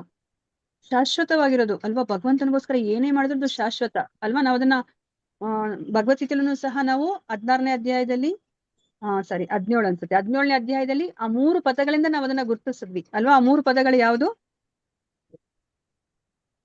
ಭಗವಂತನಿಗೆ ಏನೇ ಮಾಡಿದ್ರು ಸಹ ಅದು ನಮ್ಗೆ ಶಾಶ್ವತತೆಯನ್ನ ತಂದ್ಕೊಡುತ್ತೆ, ಅದು ನಮ್ಗೆ ಮೋಕ್ಷವನ್ನ ತಂದ್ಕೊಡುತ್ತೆ. ಅದು ನಾವು ಕೃಷ್ಣನಿಗೋಸ್ಕರ ಮಾಡ್ತೀವಿ ಅಲ್ವಾ. ಈ 3 ಪದಗಳು ಯಾವುದು? ಕೃಷ್ಣನಿಗೋಸ್ಕರ ಮಾಡ್ತೀವಿ, ಶಾಶ್ವತತೆಯನ್ನ ತಂದ್ಕೊಡುತ್ತೆ, ಮೋಕ್ಷವನ್ನ ತಂದ್ಕೊಡುತ್ತೆ, ಮತ್ತೆ ಶಾಶ್ವತ ಫಲ ಕೊಡುತ್ತೆ ಅಂತ. ಯಜ್ಞ, ದಾನ ಮತ್ತೆ ತಪಸ್ಸು. 3 ಪದ ಅದನ್ನ ಯಾವಾಗ್ಲೂ ಉಪಯೋಗಿಸ್ಬೇಕು ನಾವ್. ಆಕ್ಚುಲಿ ನಾವು ಅದನ್ನ ಕನ್ನಡದಲ್ಲಿ ನಾವು ಉಪಯೋಗಿಸ್ತೀವಿ ಅಥವಾ ಸಂಸ್ಕೃತ ನಾವು ಉಪಯೋಗಿಸ್ತೀವಿ, ಬಟ್ ಆ 3 ಪದ ನಿಮ್ಮೆಲ್ಲರಿಗೂ ಗೊತ್ತು. ಹಾ ಇಲ್ಲ ಇಲ್ಲ ಅದು 18ನೇ ಅಧ್ಯಾಯದಲ್ಲಿ ಓಂ ತತ್ಸತ್ ಮಾತಾಜಿ. ಓಂ ತತ್ ಸತ್. ಓಂ ತತ್ ಅನ್ನೋದು ಅದನ್ನ ನಿರ್ದೇಶಿಸುತ್ತೆ. ನಾವ್ ಏನೇ ಕೆಲಸ ಮಾಡಿದ್ರು ಸಹ ಓಂ ಅಂದ್ರೆ ದೇವೋತ್ತಮ ಪರಮ ಪುರುಷನಿಗೆ ಅಲ್ವಾ. ಅವರು ಓಂಕಾರ ಅನ್ನೋದು ಅವ್ರು ನನ್ನ ಶಬ್ದ ರೂಪ ಅಂತ ಹೇಳಿದ್ದಾರೆ ಅಲ್ವಾ. ಕಂಪನಗಳಲ್ಲಿ ನಾನು ಓಂಕಾರ ಅಂತ ಅಂದ್ರೆ ಆ ಓಂ ಅನ್ನೋದು ಭಗವಂತನನ್ನ ಸೂಚಿಸುತ್ತೆ. ತತ್ ಅಂತಂದ್ರೆ ಏನು? ತತ್ ಅಂದ್ರೆ ಏನು? ಸೊ ತತ್ ಅಂದ್ರೆ ನಾವು ಮಾಡ್ತಾ ಇರೋದು ಆ ಮೋಕ್ಷವನ್ನ ಕೊಡ್ಲಿಕ್ಕೆ, ನನ್ನ ಒಂದು ಇಂದ್ರಿಯ ಸುಖಕ್ಕೆ ಅಲ್ಲ. ಸೊ ಅದು ಮೋಕ್ಷವನ್ನ ಕೊಡ್ಲಿಕ್ಕೆ ಅಂದ್ರೆ ನಾವು ನಮ್ಮ ಶಾಶ್ವತ ಸ್ಥಾನಕ್ಕೆ ಹೋಗ್ಲಿಕ್ಕೆ ಅದು ನಮ್ಗೆ ಸಹಾಯ ಮಾಡ್ಬೇಕು ಆ ಒಂದು ಕ್ರಿಯೆ. ಮತ್ತೆ ಸತ್ ಅಂದ್ರೆ ಅದು ಶಾಶ್ವತ ಫಲವನ್ನ ಕೊಡ್ಬೇಕು ಅಲ್ವಾ.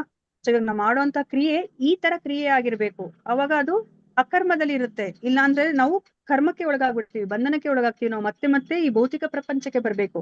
ಅದಕ್ಕೋಸ್ಕರ ನಾವ್ ಏನೇ ಕೆಲಸ ಮಾಡ್ಲಿ ಬೆಳಗ್ಗೆಯಿಂದ ರಾತ್ರಿ ತನಕ ನಾವು ಓಂ ತತ್ ಸತ್ ಅನ್ನೋ ಹೆಸರಿನಿಂದ ನಾವು ಮಾಡ್ಬೇಕಾಗತ್ತೆ. ಇಲ್ಲಾಂದ್ರೆ ನಾವ್ ಏನ್ ಅನ್ಕೋತೀವಿ, ನಾವು ಯೂಶಲಿ ಕೃಷ್ಣಾರ್ಪಣ ಮಸ್ತು ಅಂತ ಹೇಳ್ತೀವಿ ಅಲ್ವಾ. ಸೊ ನಾವು ಕೃಷ್ಣಾರ್ಪಣ ಮಸ್ತು ಅಂತ ನಾವ್ ಏನ್ ಹೇಳ್ಕೊತೀವೋ ಅದೇ ಈ ಓಂ ತತ್ ಸತ್ ಅನ್ನೋದನ್ನ ಸೂಚಿಸುತ್ತೆ. ಆ 3 ಪದಗಳು ಸೂಚಿಸುತ್ತೆ ಅಲ್ವಾ. ಸೊ ಅದಕ್ಕೆ ಅದು ಅಮೃತ, ಅದು ನಮ್ಗೆ ಶಾಶ್ವತ ಫಲವನ್ನ ಕೊಡುತ್ತೆ. ಅದಕ್ಕೆ ನಮ್ಗೆ ಏನ್ ಹೇಳ್ತಾರೆ,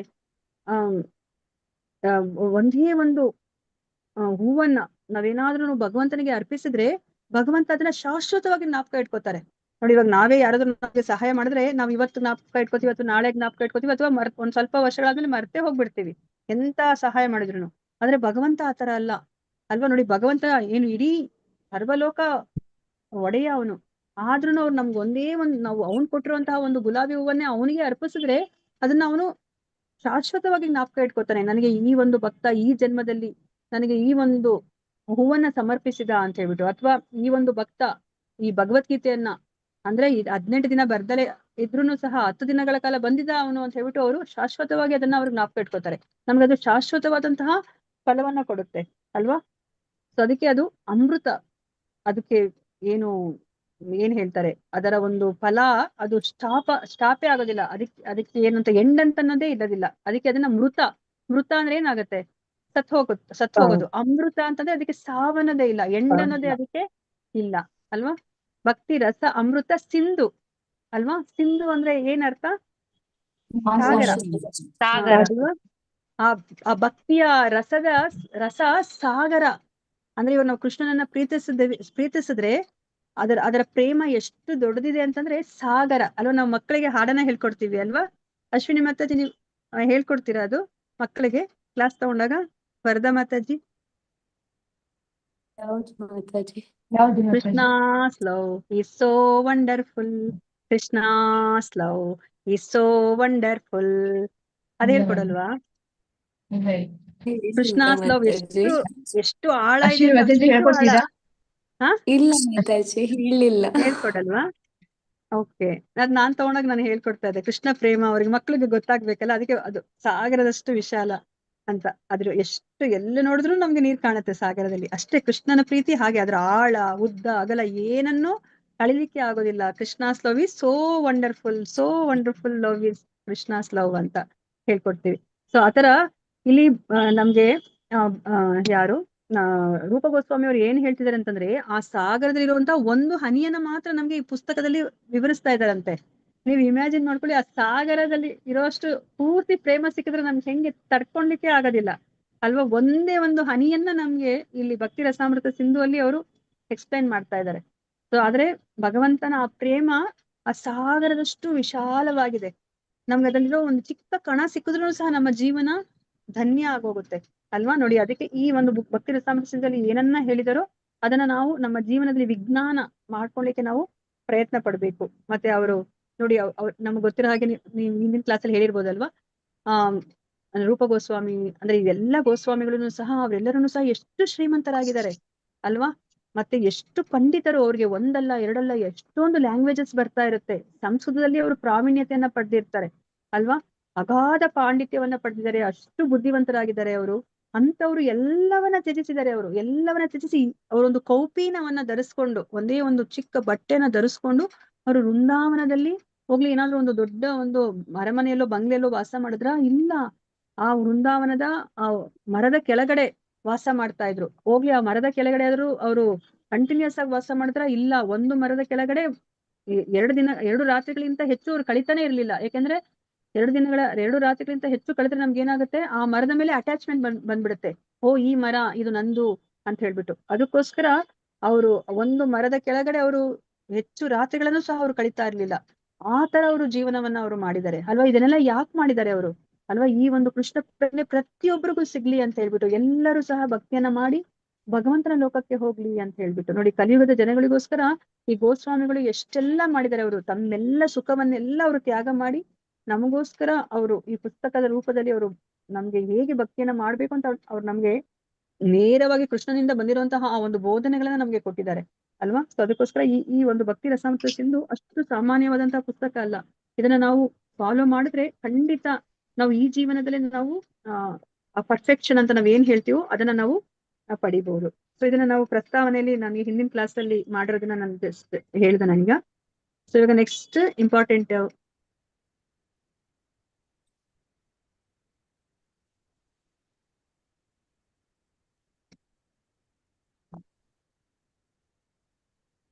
ಇದನ್ನ ಹೋಗ್ತೀರಾ ಯಾರಾದ್ರೂ? ಭಕ್ತಿ ರಸದ ಹೆಚ್ಚಿನ ವೈಶಿಷ್ಟ್ಯಗಳು.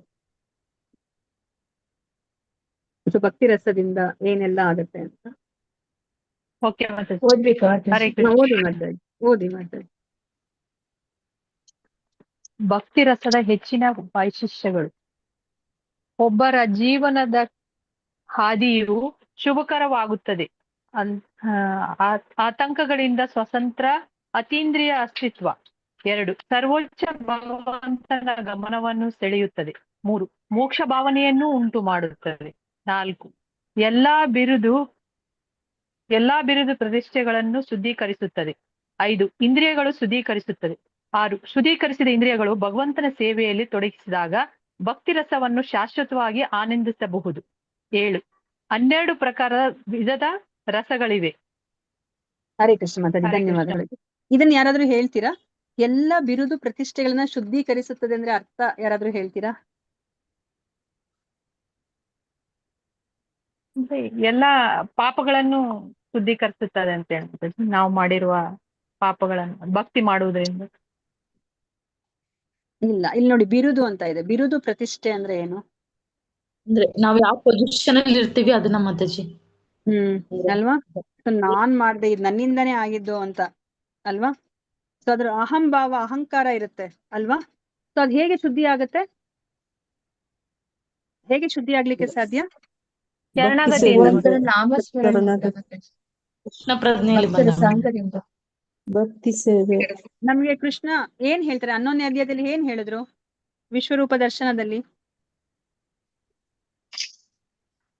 ಭಯ ಪಡಬೇಡ, ನನಗೆ ಶರಣ. ಅರ್ಜುನ ಏನಂತ ಅನ್ಕೊಂಡ್ರು ಅವರು? ನಾನು ಇವ್ರನ್ನೆಲ್ಲ ಕೊಂದ್ರೆ ಏನ್ ಬರುತ್ತೆ ಅಂತ ಅನ್ಕೊಂಡ್ರು ಅವರು? ಪಾಪ ಪಾಪ ಬರುತ್ತೆ ಅಂತ ಪಾಪ ಅನ್ಕೊಂಡ್ರು. ಬರುತ್ತೆ ಅಂದ್ರೆ ಅಂತ. ಗುರಿ ಅವನೇ ಆಗ್ತೀನಿ. ಅದನ್ನೆಲ್ಲ ಮಾಡ್ತಾ ಇದ್ದಾನೆ ಅಂತ ಅನ್ಕೊಂಡ ಅಲ್ವಾ? ನಾನೇ ಮಾಡ್ತಾ ಇರೋದು, ನಾನೇ ಯುದ್ಧ ಮಾಡ್ತಿರೋದು, ನಾನೇ ಇವ್ರನ್ನೆಲ್ಲ ಸಾಯಿಸ್ತಾ ಇರೋದು ಅಂತ ಅಲ್ವಾ? ಕೊನೆಗೆ ಕೃಷ್ಣ ಏನ್ ಹೇಳ್ತಾರೆ 11ನೇ ಅಧ್ಯಾಯದಲ್ಲಿ? ನಿಮಿತ್ತ ಮಾತ್ರ ಅಂತ ಹೇಳ್ತಾರೆ. ನೀನು ನಿಮಿತ್ತ ನಿಮಿತ್ತ ಮಾತ್ರ ಮಾತ್ರ, ನವಸೋಳಿ ಸಾಕ್ಷಿ ನೀನು ಅಂತ. ಒಂದು ಇನ್ಸ್ಟ್ರೂಮೆಂಟ್ ಅಷ್ಟೇ, ನನಗೆ ಒಂದು ಸಾಧನವಾಗು. ನಾನು ಆಲ್ರೆಡಿ ಇವ್ರನ್ನೆಲ್ಲ ಸಾಯಿಸ್ಬೇಕು ಅಂತ ನಾನು ಯೋಜನೆ ಮಾಡಿ ಆಗಿದೆ ಅಲ್ವಾ? ನೀನು ಆ ಒಂದು ನನ್ನ ಆ ಒಂದು ಯೋಜನೆ ಏನಿದೆ ಅದಕ್ಕೆ ನೀನು ಒಂದು ನಿಮಿತ್ತ ಮಾತ್ರ ನಾವು, ನೀನು ಒಂದು ಸಾಧನವಾಗು ಅಂತ ಹೇಳ್ತಾರೆ. ಇವಾಗ ಒಂದು ಗಡ್ಡೆ ಏನಾದ್ರೂ ಇದ್ರೆ ಒಬ್ಬ ರೋಗಿಯಲ್ಲಿ, ಇವಾಗ ಸರ್ಜನ್ ಅದನ್ನ ತೆಗ್ದು ಹಾಕಿದಾಗ ಸ್ಕ್ಯಾಲ್ಪೆಲ್ ಉಪಯೋಗಿಸ್ತಾರೆ ಅಲ್ವಾ? ಇವಾಗ ಸ್ಕ್ಯಾಲ್ಪೆಲ್ ಏನಾದ್ರು ಅನ್ಕೊಳುತ್ತಾ, ಓ ನಾನೇ ಈ ಗಡ್ಡೆನ ತೆಗೆದ್ಬಿಟ್ಟಿದೆ ಅಂತ ಹೇಳ್ಬಿಟ್ಟು ಆ ಸ್ಕ್ಯಾಲ್ಪೆಲ್ ಏನಾದ್ರು ಅನ್ಕೊಳುತ್ತಾ? ಇಲ್ಲ ಇಲ್ಲ ಅಲ್ವಾ? ತೆಗ್ದಾಕಿದ್ ಯಾರು? ಡಾಕ್ಟರ್ ತೆಗ್ದಾಕಿದ್ರು. ಆ ಸ್ಕಾಲ್ಪೆಲ್ ಬಂದು ಒಂದು ಸಾಧನ ಆಯ್ತು ಅಲ್ವಾ? ಅದೇ ತರ ನನಗೆ ಇವಾಗ ಅಶ್ವಿನಿ ಮಾತಾಜಿ ತುಂಬಾ ಚೆನ್ನಾಗಿ ಹಾಡು ಹೇಳ್ತಾರೆ ಅಲ್ವಾ? ಇವಾಗ ಅಶ್ವಿನಿ ಮಾತಾಜಿ ಹಾಡು ಹೇಳಿದಾಗ, ಓ ನಾನೇ ಹಾಡು ಹೇಳ್ದೆ ಅಂದ್ರೆ ಅಂತ ಅವ್ರು ಆತರ ಗರ್ವ ಪಟ್ರೆ ಏನಾಗುತ್ತೆ? ಅಪರಾಧ ಆಗುತ್ತೆ. ಅದೇನಾಗುತ್ತೆ? ಅದು ಅವರ ಒಂದು ಏನು ಒಂದು ಭಗವಂತ ಕೊಟ್ಟಿದನಲ್ಲ ಕಲೆ, ಅದು ಅಂದ್ರೆ ಶುದ್ಧಿ ಆಗಿಲ್ಲ ಅಂತ ಅರ್ಥ. ಯಾಕಂದ್ರೆ ಇವಾಗ ಗೊತ್ತಿರ್ಬೇಕು ಅವ್ರಿಗೆ, ಇದ್ ನನ್ಗೆ ಏನ್ ಕೊಟ್ಟಿದ್ದಾನೆ ಭಗವಂತ, ಇದು ಭಗವಂತನ ಅನುಗ್ರಹ ಅಲ್ವಾ? ಸೊ ಇದು ಭಗವಂತನ ಅನುಗ್ರಹ. ಈ ಒಂದು ಕಲೆಯಿಂದ ನಾನು ಆ ಭಗವಂತನ ಸೇವೆಯನ್ನ ಮಾಡ್ಬೇಕು ಅಂತ ಮಾತಾಜಿ ಯಾವಾಗ ಅನ್ಕೊಂತಾರೋ ಆಗ ಅವ್ರಿಗೆ ಕೊಟ್ಟಿರುವಂತಹ ಆ ಒಂದು ಬಿರುದು ಪ್ರತಿಷ್ಠೆ ಏನಿದೆ ಅದು ಶುದ್ಧವಾಗ್ಬಿಡತ್ತೆ ಅಲ್ವಾ? ಸೊ ಅದನ್ನೇ ಶುದ್ಧೀಕರಣ ಅಂತಂದ್ರೆ ಅದೇನೇನೆ. ನಮ್ಗೆ ಇವಾಗ ಭಗವಂತ ಪ್ರತಿಯೊಬ್ಬರಿಗೂ ಏನೋ ಒಂದು ಕೊಟ್ಟಿದ್ದಾನೆ. ಇವಾಗ ಒಬ್ರು ಚೆನ್ನಾಗಿ ಹೋಸ್ಟ್ ಮಾಡ್ತಾರೆ ಕೆಲಸ, ಒಬ್ರು ಚೆನ್ನಾಗಿರೋ ಅಡ್ಮಿನ್ ಕೆಲಸ ಮಾಡ್ತಾರೆ, ಅಡಿಗೆ ಮಾಡ್ತಾರೆ ಅಲ್ವಾ? ರಂಗೋಲಿ ಹಚ್ತಾರೆ, ಮತ್ತೆ ಚೆನ್ನಾಗಿ ಕಸ ಗುಡ್ಸಿ ಶುಭ್ರವಾಗಿ ಸಾರಿಸಿ ಎಲ್ಲ ಮಾಡ್ತಾರೆ ಅಲ್ವಾ? ಇದೆಲ್ಲಾನು ಸಹ ಭಗವಂತ ಕೊಟ್ಟಿರೋದೆ. ನಾನ್ ಮಾಡಿದ್ದು ಇಷ್ಟು ಕ್ಲೀನ್ ಆಗಿ ಚೆನ್ನಾಗಿ ಮಾಡಿದ್ ನಾನೇ ಅಂತ ನಾವ್ ಅನ್ಕೊಂಡಿದ ತಕ್ಷಣ ಅಲ್ಲಿ ಹೋಯ್ತು, ಅಲ್ಲಿ ಶುದ್ಧವಾಗಿಲ್ಲ. ನಮ್ದು ಏನೇ ಒಂದು ಆ ಭಗವಂತ ಒಂದು ನೈಪುಣ್ಯ ಕಲೆ ಅಂತ ಕೊಟ್ಟಿದ್ದಾನಲ್ಲ ಅದು ಶುದ್ಧವಾಗಿಲ್ಲ ಅಂತ. ನಾನು ಯಾವಾಗ ನನಗೆ ಭಗವಂತ ಒಂದು ಸಾಧನವಾಗಿ ಇಟ್ಕೊಂಡಿದ್ದಾನೆ ಅಷ್ಟೇನೆ, ಒಂದು ಕಾರ್ಯ ಮಾಡ್ಲಿಕ್ಕೆ ಅಂತ ನಾವ್ ಯಾವಾಗ ಅನ್ಕೋತೀವೋ ಆಗ ಅದು ಪರಿಶುದ್ಧವಾಗ್ಬಿಡುತ್ತೆ. ಅದೇ ತರ ಇವಾಗ ಇಂದ್ರಿಯಗಳು ಶುದ್ಧೀಕರಿಸುತ್ತೆ ಅಂದ್ರೆ ಏನರ್ಥ? ಅನ್ಯತಾ ವಿಷಯಗಳ ಯಾವಾಗ ಬಗ್ಗೆ ಭಗವಂತ ಆಲೋಚನೆ ಬರುತ್ತೆ. ಸರೆಂಡರ್ ಮಾತಾಜಿ. ಅಂದ್ರೆ ಏನ್ ಅರ್ಥ? ಅರ್ಥ ಮಾಡ್ಸೋದು ಹೇಗೆ ಬೇರೆಯವ್ರಿಗೆ? ನಮ್ಮ ಇಂದ್ರಿಯಗಳನ್ನ ಭಗವಂತನ ಇದ್ರಲ್ಲಿ ಎಲ್ಲದ್ರಲ್ಲೂ ತೊಡಗಿಸ್ಬೇಕು ಮಾತಾಜಿ. ನಮ್ಮ ಇಂದ್ರಿಯಗಳನ್ನೆಲ್ಲ ಭಗವಂತನ ಸೇವೆಗೆ ಉಪಯೋಗಿಸಿದಾಗ ಅದು ಶುದ್ಧವಾಗತ್ತೆ ಅಲ್ವಾ? ಇವಾಗ ನನಗೆ ಗೌರ್ಮೆಂಟ್ ಅವರು ಒಂದು ಕಾರ್ ಕೊಟ್ಟಿರ್ತಾರೆ, ಆ ಕಾರ್ನ ನಾನು ಏನಕ್ಕೆ ಉಪಯೋಗಿಸ್ಬೇಕು? ನಾನು ಆಫೀಸ್ಗೆ ಹೋಗಕ್ಕೆ ಬರ್ಲಿಕ್ಕೆ ಅಥವಾ ಆಫೀಸ್ಗೆ ರಿಲೇಟೆಡ್ ಕೆಲಸ ಮಾಡ್ಲಿಕ್ಕೆ ಉಪಯೋಗಿಸ್ಬೇಕು. ಅದ್ರ ಬದಲು ನಾನು ನನ್ನ ಮಕ್ಕಳನ್ನೆಲ್ಲ ಸಿನಿಮಾ ಕರ್ಕೊಂಡು ಹೋಗೋದು ಅಥವಾ ಇನ್ನೆಲ್ಲೋ ಪಾರ್ಕ್ ಕರ್ಕೊಂಡು ಹೋಗೋದು ಮಾಡಿದಾಗ ಏನಾಯ್ತು? ತಪ್ಪಾಗುತ್ತೆ. ಅದೇ ತರ ಇವಾಗ ನಮ್ಮ ಮನೇಲಿ ಯಾರಾದ್ರೂ ಕೆಲಸದವ್ಳು ಇಟ್ಕೊಂಡಾಗ ನಾವ್ ಏನ್ ಹೇಳ್ತೀವಿ? ಅಯ್ಯೋ ಅವಳ ಕೈ ಬಾಯಿ ತುಂಬಾ ಶುದ್ಧ ಇದೆಯಪ್ಪ ಅಂದ್ರೆ ಏನ್ ಅರ್ಥ? ನಮ್ಮ ವಸ್ತುಗಳನ್ನ ಅವಳು ಏನು ತಗೋತಾ ಇಲ್ಲ ಅಲ್ವಾ? ಅಲ್ಲೇ ಒಂದು ಬಂಗಾರದೇನೋ ಒಂದು ಉಂಗುರ ಬಿತ್ತು ಅಂದ್ರೂ ಅವಳು ತಗೋತಾ ಇಲ್ಲ. ಅಯ್ಯೋ ಕೈ ಬಾಯಿ ಎರಡೂನು ತುಂಬಾ ಶುದ್ಧ ಅಂತ ನಾವು ಹೇಳ್ತೀವಿ. ಅದೇ ನಮ್ ಎಲ್ಲಾ ವಸ್ತುಗಳನ್ನ ಉಪಯೋಗಿಸ್ಕೊಂಡ್ರೆ ಏನಂತ ಹೇಳ್ತೀವಿ ಅಲ್ವಾ? ಸೊ ಅವ್ರ ಅಶುದ್ಧ ಅಂತಾನೆ ಆಗೋದು. ಅದೇ ತರ ಇವಾಗ ಭಗವಂತಂದು ಇದೆಲ್ಲಾನು ಸಹ ಅವ್ರ ಇಂದ್ರಿಯಗಳ ಒಡೆಯ, ನಮ್ಮೆಲ್ಲಾ ಇಂದ್ರಿಯಗಳ ಒಡೆಯ ಭಗವಂತ. ಅದಕ್ಕೆ ಈ ಎಲ್ಲಾ ಇಂದ್ರಿಯಗಳನ್ನ ನಾವು ಭಗವಂತನ ಸೇವೆಗೆ ನಾವು ಉಪಯೋಗಿಸ್ಬೇಕು ಅಲ್ವಾ? ಅವಾಗ ಅದು ಶುದ್ಧೀಕರಣ ಆಗತ್ತೆ. ಇಂತಹ ಶುದ್ಧೀಕರಿಸಿದ ಇಂದ್ರಿಯಗಳು ಭಗವಂತನ ಸೇವೆಯಲ್ಲಿ ತೊಡಗಿದಾಗ ಏನಾಗುತ್ತೆ, ನಮ್ಗೆ ಆ ರಸ ಸಿಗುತ್ತೆ. ನೋಡಿ ಇವಾಗ ನಮ್ಗೆ ಹರೇ ಕೃಷ್ಣ ಮಹಾಮಂತ್ರ ಚಾಂಟಿಂಗ್ ಮಾಡ್ಕೊಂಡಿದ್ದಾಗ ನಮ್ಗೆ ರಸ ಸಿಕ್ಕಿಲ್ಲ ಅಂದ್ರೆ ಏನ್ ಅರ್ಥ? ನಾವು ಈ ನಾಲಿಗೆಯನ್ನ, ಕಿವಿಯನ್ನ, ನಮ್ಮ ಮನಸ್ಸನ್ನ ನಾವು ಆ ಒಂದು ಚಾಂಟಿಂಗ್ ಅಲ್ಲಿ ನಾವು ತೊಡಗಿಸ್ತಾ ಇಲ್ಲ ಅಂತಾನೆ ಅರ್ಥ. ನಾವ್ ಯಾವಾಗ ಆ ಹರೇ ಕೃಷ್ಣ ಮಹಾಮಂತ್ರ ಪ್ರತಿಯೊಂದು ಪದವನ್ನ ನಾವು ಕೇಳಿಸ್ಕೊಳ್ಲಿಕ್ಕೆ ನಾವು ಶುರು ಮಾಡ್ತೀವೋ ಆಗ ರಸ ಸಿಕ್ಕೇ ಸಿಗುತ್ತೆ ಅಂತ ಹೇಳ್ತಾರೆ ನಮ್ಮ ಆಚಾರ್ಯರು ಅಲ್ವಾ. ಇಲ್ಲಾಂದ್ರೆ ಅವರೆಲ್ಲ ಯಾಕೆ ಮಾಡ್ತಿದ್ರು 192 ರೌಂಡ್ಸ್ ಎಲ್ಲ ಯಾಕೆ ಮಾಡ್ತಾ ಇದ್ರು ಅಲ್ವಾ? ಯಾರಾದ್ರೂ ಮಾಡ್ತಾರ? ರಸ ಸಿಕ್ಕಿಲ್ಲ ಅಂದ್ರೆ ಯಾರು ಈ ಪ್ರಪಂಚದಲ್ಲಿ ಏನನ್ನೂ ಮಾಡೋದಿಲ್ಲ. ಅದನ್ನೇ ನಮ್ಗೆ ಇಲ್ಲಿ ಹೇಳ್ತಾ ಇರೋದು. ಸೊ ಅದಕ್ಕೋಸ್ಕರ ನಾವು ನಮ್ಮ ಇಂದ್ರಿಯಗಳು ಶುದ್ಧೀಕರಿಸಿದಾಗ, ಅದು ಭಗವಂತನ ಸೇವೆಯಲ್ಲಿ ತೊಡಗಿದಾಗ ನಮ್ಗೆ ಆ ರಸ ಅನ್ನೋದು ರಸ ಏನ್ ಸಿಗುತ್ತೆ ಅದನ್ನ ಶಾಶ್ವತವಾಗಿ ನಾವು ಆನಂದಿಸ್ಬೋದು. ಈ ಚಪಲ ಸುಖ ತರ ಅಲ್ಲ. ನಾವ್ ಇವಾಗ ಕೆಲ್ಸಕ್ಕೆ ಹೋಗಿ ಬರ್ತೀವಲ್ವಾ, ಯಾವಾಗ ರಜಾ ಬರುತ್ತೆ ಅಂತ ಕಾಯ್ತಾ ಇರ್ತೀವಲ್ಲ, ಆ ತರ ಆನಂದ ಅಲ್ಲ, ಅದು ಶಾಶ್ವತವಾದಂತಹ ಆನಂದ ಅಂತ ಹೇಳ್ತಾ ಇದಾರೆ. ಮತ್ತೆ 12 ಪ್ರಕಾರದ ರಸಗಳಿದೆ ಅಲ್ವಾ. 5 ಪ್ರಾಥಮಿಕ ರಸಗಳು. ಯಾವ್ದದು ಪ್ರಾಥಮಿಕ ರಸಗಳು? ಯಾವ್ದು ಪ್ರೈಮರಿ ರಸಗಳು? ಯಾವ್ದು 5? ಸಾಂಖ್ಯ, ವಾತ್ಸಲ್ಯ, ಶಾಂತ, ಸಾಕ್ಷ್ಯರಸ, ವಾತ್ಸಲ್ಯ ರಸ, ಮಾಧುರ್ಯ ರಸ. ಮಾಧುರ್ಯ ರಸ ಅಲ್ವಾ. ಅದು ಬಿಟ್ರೆ ಇನ್ನ ಮಿಕ್ಕಿದ 7 ಸಹ ಅದು ಸೆಕೆಂಡರಿ ರಸಗಳು ಅಲ್ವಾ. ಸೊ ಅದು ಬೀಭತ್ಸ, ಮತ್ತೆ ಏನು ಅದ್ಭುತ, ಹಾಸ್ಯ ಅವೆಲ್ಲ ಬರುತ್ತಲ್ಲ, ಕರುಣ, ಧೈರ್ಯ, ರೌದ್ರ, ಇವೆಲ್ಲನೂ ಸಹ 7 ರಸಗಳು. ಭಯ, ಮಾತಾಜಿಗೆಲ್ಲ ರಸಗಳು ಗೊತ್ತಿದೆ. 7 ರಸಗಳು. ಸೊ ಒಟ್ಟು ಸೇರಿ 12 ರಸ. ಸೊ ಈ 12 ರಸಗಳಿದೆ. ಯಾವ ರಸದಿಂದ ಬೇಕಾದ್ರೂ ನಾವು ಭಗವಂತನ ಜೊತೆ ನಾವು ಒಡನಾಟವನ್ನ ಇಟ್ಕೋಬಹುದು ಅಲ್ವಾ. ನೋಡಿ ಇವಾಗ ಭೀಷ್ಮಾಚಾರ್ಯರು ನಮ್ಗೆ ಭಗವಂತನ ಶುದ್ಧ ಭಕ್ತ ಅಂತ ಗೊತ್ತಿತ್ತ ನಮ್ಗೆ ಭಗವದ್ಗೀತೆಗೆ ಬರ್ಲಿಕ್ಕಿನ್ನ ಮುಂಚೆ ಭೀಷ್ಮಾಚಾರ್ಯರ ಬಗ್ಗೆ? ಇಲ್ಲ ಅಲ್ವಾ. ನಾವು ಅವ್ರ ಅಧರ್ಮದ ಪಕ್ಷದಲ್ಲಿದ್ದಾರೆ, ಅವ್ರ ಭಕ್ತ ಅಂತ ನಮ್ಗೆ ಗೊತ್ತಿರ್ಲಿಲ್ಲ. ಭಗವದ್ಗೀತೆ ನೋಡಿ ಅವ್ರನ್ನ ಅಂದ್ರೆ ಭಾಗವತದಲ್ಲಿ ಎಷ್ಟು ಅವ್ರನ್ನ ವೈಭವೀಕರಿಸ್ತಾರೆ ಅಲ್ವಾ. ಶುದ್ಧ ಭಕ್ತ. ಅವರು ಭಗವಂತನಿಗೆ ಯಾವ ರಸದಲ್ಲಿ ಅವರು ಸೇವೆಯನ್ನ ಮಾಡಿದ್ರು ಭೀಷ್ಮಾಚಾರ್ಯರು?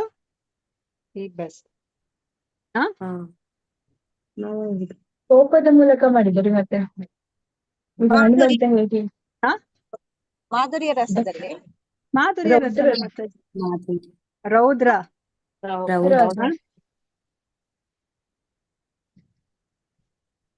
ಶೌರ್ಯ ರಸ ಅಂತ ಇದ್ಯಾ? ಶೌರ್ಯ ರಸ, ಶೌರ್ಯ, ವೀರ್ಯ ಅಲ್ವಾ. ಅವ್ರು ಬಾಣವನ್ನ ಬಿಟ್ರು. ವೀರರಸ. ವೀರರಸ, ಕರೆಕ್ಟ್. ವೀರರಸ. ಆ ವೀರರಸದಲ್ಲಿ ಅವರು ಭಗವಂತನಿಗೆ ಅವರು ಸೇವೆಯನ್ನ ಮಾಡಿದ್ರು ಅಲ್ವಾ. ನಮ್ಗೆ ಏನಂತ ಎಕ್ಸ್ಪ್ಲೇನ್ ಮಾಡ್ತಾರೆ ಆಚಾರ್ಯರು? ಆ ಭೀಷ್ಮಾಚಾರ್ಯರು ಬಿಟ್ಟಿರುವಂತ ಪ್ರತಿಯೊಂದು ಬಾಣಗಳು ಆ ಕೃಷ್ಣನಿಗೆ ತಾಕಿದಾಗ ಅದು ಕೃಷ್ಣನಿಗೆ ಯಾವ ತರ ಅದು ಸೇವೆ ಆಗ್ತಿತ್ತು ಅಂತ ಹೇಳ್ತಾರೆ. ಬಾಣ ಏನಾದ್ರು ಬಿಟ್ರೆ ದೇಹಕ್ಕೆ ತೆಗೆದಾಗ ಅದು ಸೇವೆ ಆಗತ್ತಾ? ಆದ್ರೆ ಏನು ಕೃಷ್ಣ ಯಾವ ತರ ಅದನ್ನ ಅವರು ಸ್ವೀಕರಿಸ್ತಾ ಇದ್ರು? ಗುಲಾಬಿ ಹೂಗಳನ್ನ, ಇವಾಗ ನಾವು ಹೂಗಳನ್ನೇನಾದ್ರೂ ಇವಾಗ ಭಗವಂತನಿಗೆ ಅರ್ಪಿಸಿದಾಗ ಭಗವಂತ ಹೇಗೆ ಅದನ್ನ ಸ್ವೀಕರಿಸ್ತಾರೆ, ಆ ತರ ಆ ಭೀಷ್ಮಾಚಾರ್ಯರ ಬಾಣಗಳನ್ನ ಕೃಷ್ಣ ಆಸ್ವಾದಿಸ್ತಾ ಇದ್ರಂತೆ ನೋಡಿ ಅಲ್ವಾ. ಅದು ನಮ್ಗೆ ಗೊತ್ತಾಗೋದಿಲ್ಲ.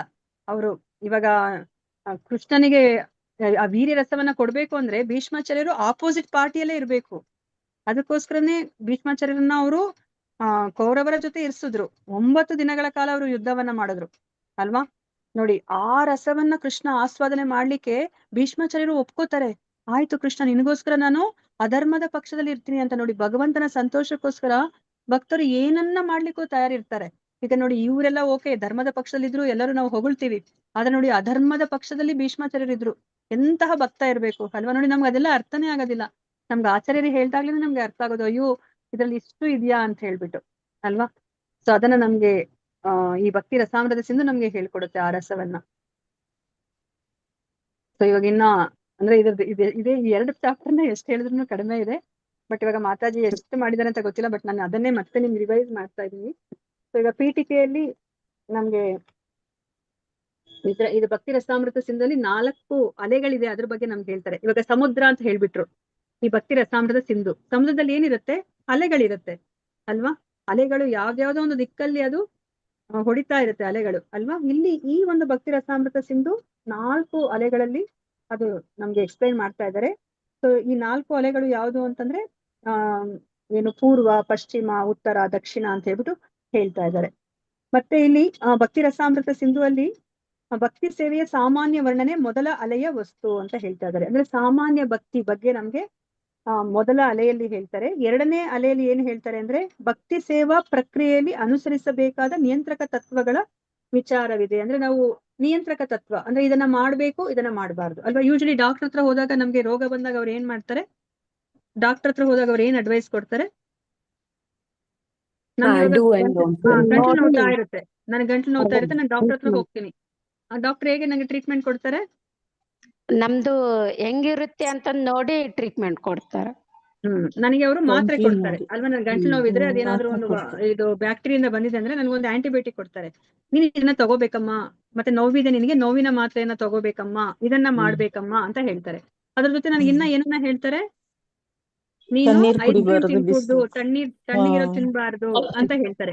ಅಂದ್ರೆ ಏನರ್ಥ, ಇದನ್ನ ಮಾಡ್ಬೇಕು, ಇದನ್ನ ಮಾಡ್ಬಾರ್ದು, ಅವಾಗಷ್ಟೇ ನನಗೆ ರೋಗ ಪೂರ್ತಿಯಾಗಿ ವಾಸಿ ಆಗತ್ತೆ. ನಾನು ಒಂದನ್ನ ಮಾಡಿ ಆಯ್ತು ಡಾಕ್ಟರ್ ನೀವು ಕೊಟ್ಟಿರೋ ಗುಳಿಗೆ ತಗೊಂಡ್ಬಿಡ್ತೀನಿ ಅಂದ್ರೆ ನನಗೆ ಐಸ್ ಕ್ರೀಮ್ ಬಿಟ್ಟಿರಕ್ ಆಗಲ್ಲ ಅಂದ್ರೆ ಏನಾಯ್ತು, ನನ್ನ ರೋಗ ವಾಸಿ ಆಗತ್ತಾ ಪೂರ್ತಿ? ಇಲ್ಲ ಅಲ್ವಾ. ಅದೇ ತರನೇ ಇಲ್ಲಿ ನಿಯಂತ್ರಕ ತತ್ವಗಳನ್ನ ನಮ್ಗೆ ಹೇಳ್ಕೊಡ್ತಾ ಇದ್ದಾರೆ. ಈ ಭಕ್ತಿ ಸೇವೆಯಲ್ಲಿ ನಾವು ಮುಂದುವರಿಬೇಕು ಅಂತಂದ್ರೆ ಏನು ನಿಯಂತ್ರಕ ತತ್ವಗಳು, ಏನನ್ನ ಮಾಡ್ಬೇಕು, ಏನನ್ನ ಮಾಡಬಾರ್ದು ಅದನ್ನು ನಮ್ಗೆ ಹೇಳ್ಕೊಡ್ತಾ ಇದ್ದಾರೆ. ಮತ್ತೆ ಮೂರನೇ ಅಲೆಯಲ್ಲಿ ಭಾವ ಭಕ್ತಿಯನ್ನ ಹೇಳುತ್ತದೆ ಅಂತ ಹೇಳ್ತಾ ಇದ್ದಾರೆ ಅಲ್ವಾ. ಭಾವನೆ ತುಂಬಾ ಇಂಪಾರ್ಟೆಂಟ್ ಅಲ್ವಾ. ಇವಾಗ ನೀವು ಇವಾಗ ನಮ್ಮ ಮನೆಗೆ ಬರ್ತೀರಾ, ಬಂದಾಗ ಓ ಮಾತಾಜಿ ಬಂದ್ರ ಕುತ್ಕೊಳ್ಳಿ ಅಂತಂದ್ರೆ ನನ್ಗೆ ಏನೇ ಒಂದು ಭಾವನೆ ಇಲ್ದಲೆ ನಿಮ್ಗೆ ಏನ್ ಅನ್ಸುತ್ತೆ, ಇರ್ಬೇಕು ಅಂತ ಅನ್ಸುತ್ತಾ ನಮ್ಮ ಮನೆಯಲ್ಲಿ? ಇಲ್ಲ. ಇಲ್ಲ. ಆ ಭಾವ ಅನ್ನೋದು ತುಂಬಾ ಮುಖ್ಯ ಅಲ್ವಾ. ನಮ್ಗೆ ಅದನ್ನ ಯಾವ್ದೇ ಒಂದು ಅಂಗಡಿಯಲ್ಲಿ ದುಡ್ಡು ಕೊಟ್ಟು ನಾವು ತಗೊಳ್ಲಿಕ್ಕೆ ಆಗೋದಿಲ್ಲ ಅದು ಅಲ್ವಾ. ಒಬ್ಬ ವ್ಯಕ್ತಿಯಲ್ಲಿ ಬರ್ಲಿಕ್ಕೆನೆ ಸಾಧ್ಯ ಅದು. ಈ ಕಂಪ್ಯೂಟರ್ಗೆ ಬರಲ್ಲ. ಈ ಕಂಪ್ಯೂಟರ್ ಈ ಲ್ಯಾಪ್ಟಾಪ್ ಅನ್ನ ಎಷ್ಟೇ ಪ್ರೀತಿಸಿದ್ರು ಅದಕ್ಕೆ ನನ್ನ ಮೇಲೆ ಯಾವುದೇ ಒಂದು ಭಾವ ಬರಲ್ಲ. 1 ವರ್ಷ ಅಲ್ಲ, ಎಷ್ಟೇ ವರ್ಷ ಇದ್ರ ಜೊತೆ ಒಡನಾಟ ಇಟ್ಕೊಂಡ್ರು ಬರಲ್ಲ ಭಾವ. ಆ ಭಾವನಿಕೆ ಅನ್ನೋದು ತುಂಬಾ ಇಂಪಾರ್ಟೆಂಟ್ ಅಲ್ವಾ. ನಮ್ಮ ಜೀವನದಲ್ಲೂ ಹಾಗೆ ಅಲ್ವಾ. ಇವಾಗ ನಾವು ಒಬ್ಬ ವ್ಯಕ್ತಿ ಏನು ಕೊಡ್ಲಿಲ್ಲ ಅಂದ್ರೂ ಆ ಭಾವನಿಕೆಗೆ ನಾವು ಮಾರು ಹೋಗ್ತೀವಿ. ಅದಕ್ಕೆ ಈ ಒಂದು ಮೂರನೇ ಅಲೆಯಲ್ಲಿ ಭಾವ ಭಕ್ತಿಯನ್ನ ಹೇಳುತ್ತೆ ಅಂತ ಹೇಳ್ತಾ ಇದ್ದಾರೆ. ಮತ್ತೆ 4ನೆಯ ಅಲೆಯಲ್ಲಿ ಪ್ರೇಮ ಭಕ್ತಿ ಎಂಬ ಅಂತಿಮ ಗುರಿಯ ಪ್ರಸ್ತಾವವಿದೆ ಅಲ್ವಾ. ಸೊ ಇದು ಭಕ್ತಿಯಲ್ಲಿ ಎಷ್ಟು ಹಂತಗಳಿದೆ, ಭಕ್ತಿಯಲ್ಲಿ ಎಷ್ಟು ಹಂತಗಳು? 9 ಅಂತ. ನವವಿಧ ಭಕ್ತಿ. ನವವಿಧ ಭಕ್ತಿ ಅದು ಬೇರೆ. ಹಂತಗಳು, ಭಕ್ತಿಯ ಹಂತಗಳು 9 ರೀತಿಯಲ್ಲಿ ಭಕ್ತಿಯನ್ನ ಮಾಡಬಹುದು. ಹರೇ ಕೃಷ್ಣ. ಟೈಪ್ ಆಫ್ ಭಕ್ತಿನ ಮಾತಾಜಿ? ಹಂತಗಳು ಮಾತಾಜಿ, ಹಂತ ಲೆವೆಲ್ಗಳು. ಭಕ್ತಿಯಲ್ಲಿ ಹಂತಗಳು ಅಂತೀವಲ್ಲ, ಭಕ್ತಿಯ 9 ಹಂತಗಳು ಯಾವುದು ಅಂತ? ಶ್ರದ್ಧೆ, ಸಾಧನ, ಸಾಧು ಸಂಘ, ಪ್ರೇಮ ಭಕ್ತಿ, ಶ್ರದ್ಧಾ, ಸಾಧು ಸಂಘ, ಭಜನ ಕ್ರಿಯಾ, ಅನರ್ಥ ನಿವೃತ್ತಿ, ನಿಷ್ಠಾ, ಆಸಕ್ತಿ, ನಿಷ್ಠಾ, ರುಚಿ, ಆಸಕ್ತಿ, ಭಾವ, ಪ್ರೇಮ. ಕೃಷ್ಣ ಪ್ರೇಮ ಅನ್ನೋದೇ ಕೊನೆಯ ಹಂತ ಅಲ್ವಾ.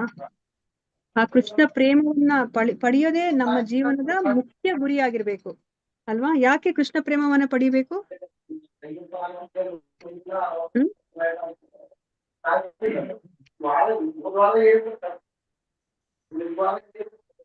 ಹರೇ ಕೃಷ್ಣ. ಮ್ಯೂಟ್ ಮಾಡ್ಕೊಳ್ಳಿ ಪ್ಲೀಸ್, ಬ್ಯಾಕ್ ಗ್ರೌಂಡ್ ನಾಯ್ಸ್ ಇರೋರು. ಸೊ ಇಲ್ಲಿ ಭಕ್ತಿ ರಸಾಮೃತ ಸಿಂಧು ಏನನ್ನು ಕಲಿಸುತ್ತದೆ ಅಂತ ಬಿಟ್ಟು ನಮ್ಗೆ ಇಲ್ಲಿ ಹೇಳ್ತಾ ಇದ್ದಾರೆ. ಸೊ ಇದನ್ನ ಓದಿ ಯಾರಾದ್ರೂ. ಭಕ್ತಿ ರಸೆಯು ಶಾಶ್ವತವಾಗಿ ನಿಶ್ಚಯವಾಗಿರುತ್ತದೆ. 5 ವಿಭಿನ್ನ ಮಧುರಗಳಲ್ಲಿ ಕೃಷ್ಣನಿಗೆ ನಮ್ಮ ಮೂಲ ಪ್ರೀತಿಯನ್ನು ಹೇಗೆ ಪ್ರಚೋದಿಸುವುದು ಮತ್ತು ಆನಂದದಾಯಕ ಜೀವನವನ್ನು ಆನಂದಿಸುವುದು.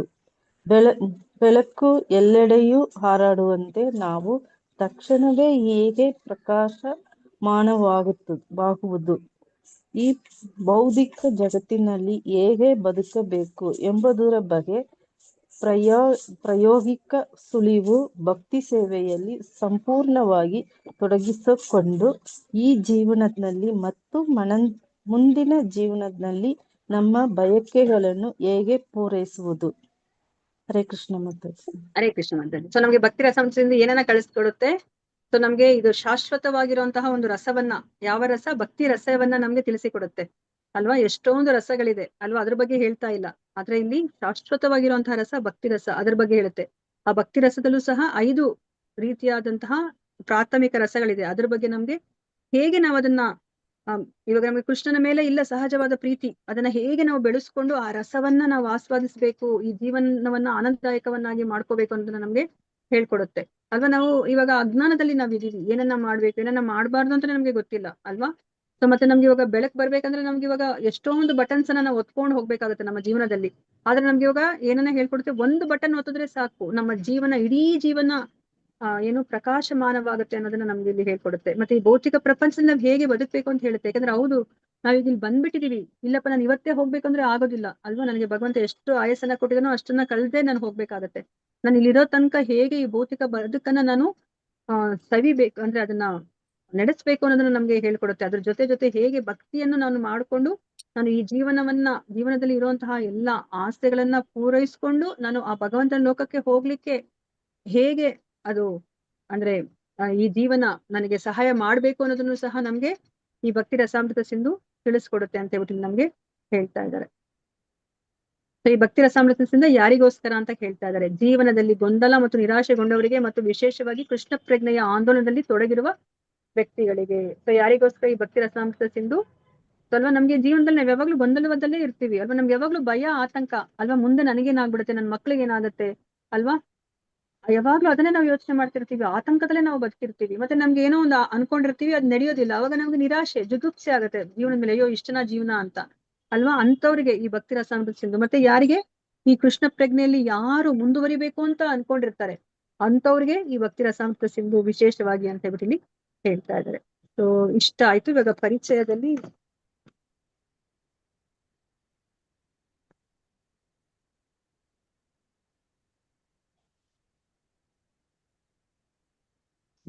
ಇದನ್ನ ನೆಕ್ಸ್ಟ್ ವೀಕ್ ಮಾಡೋಣಂತೆ, ಯಾಕಂದ್ರೆ ಅರ್ಧ ಆಗೋಗುತ್ತೆ.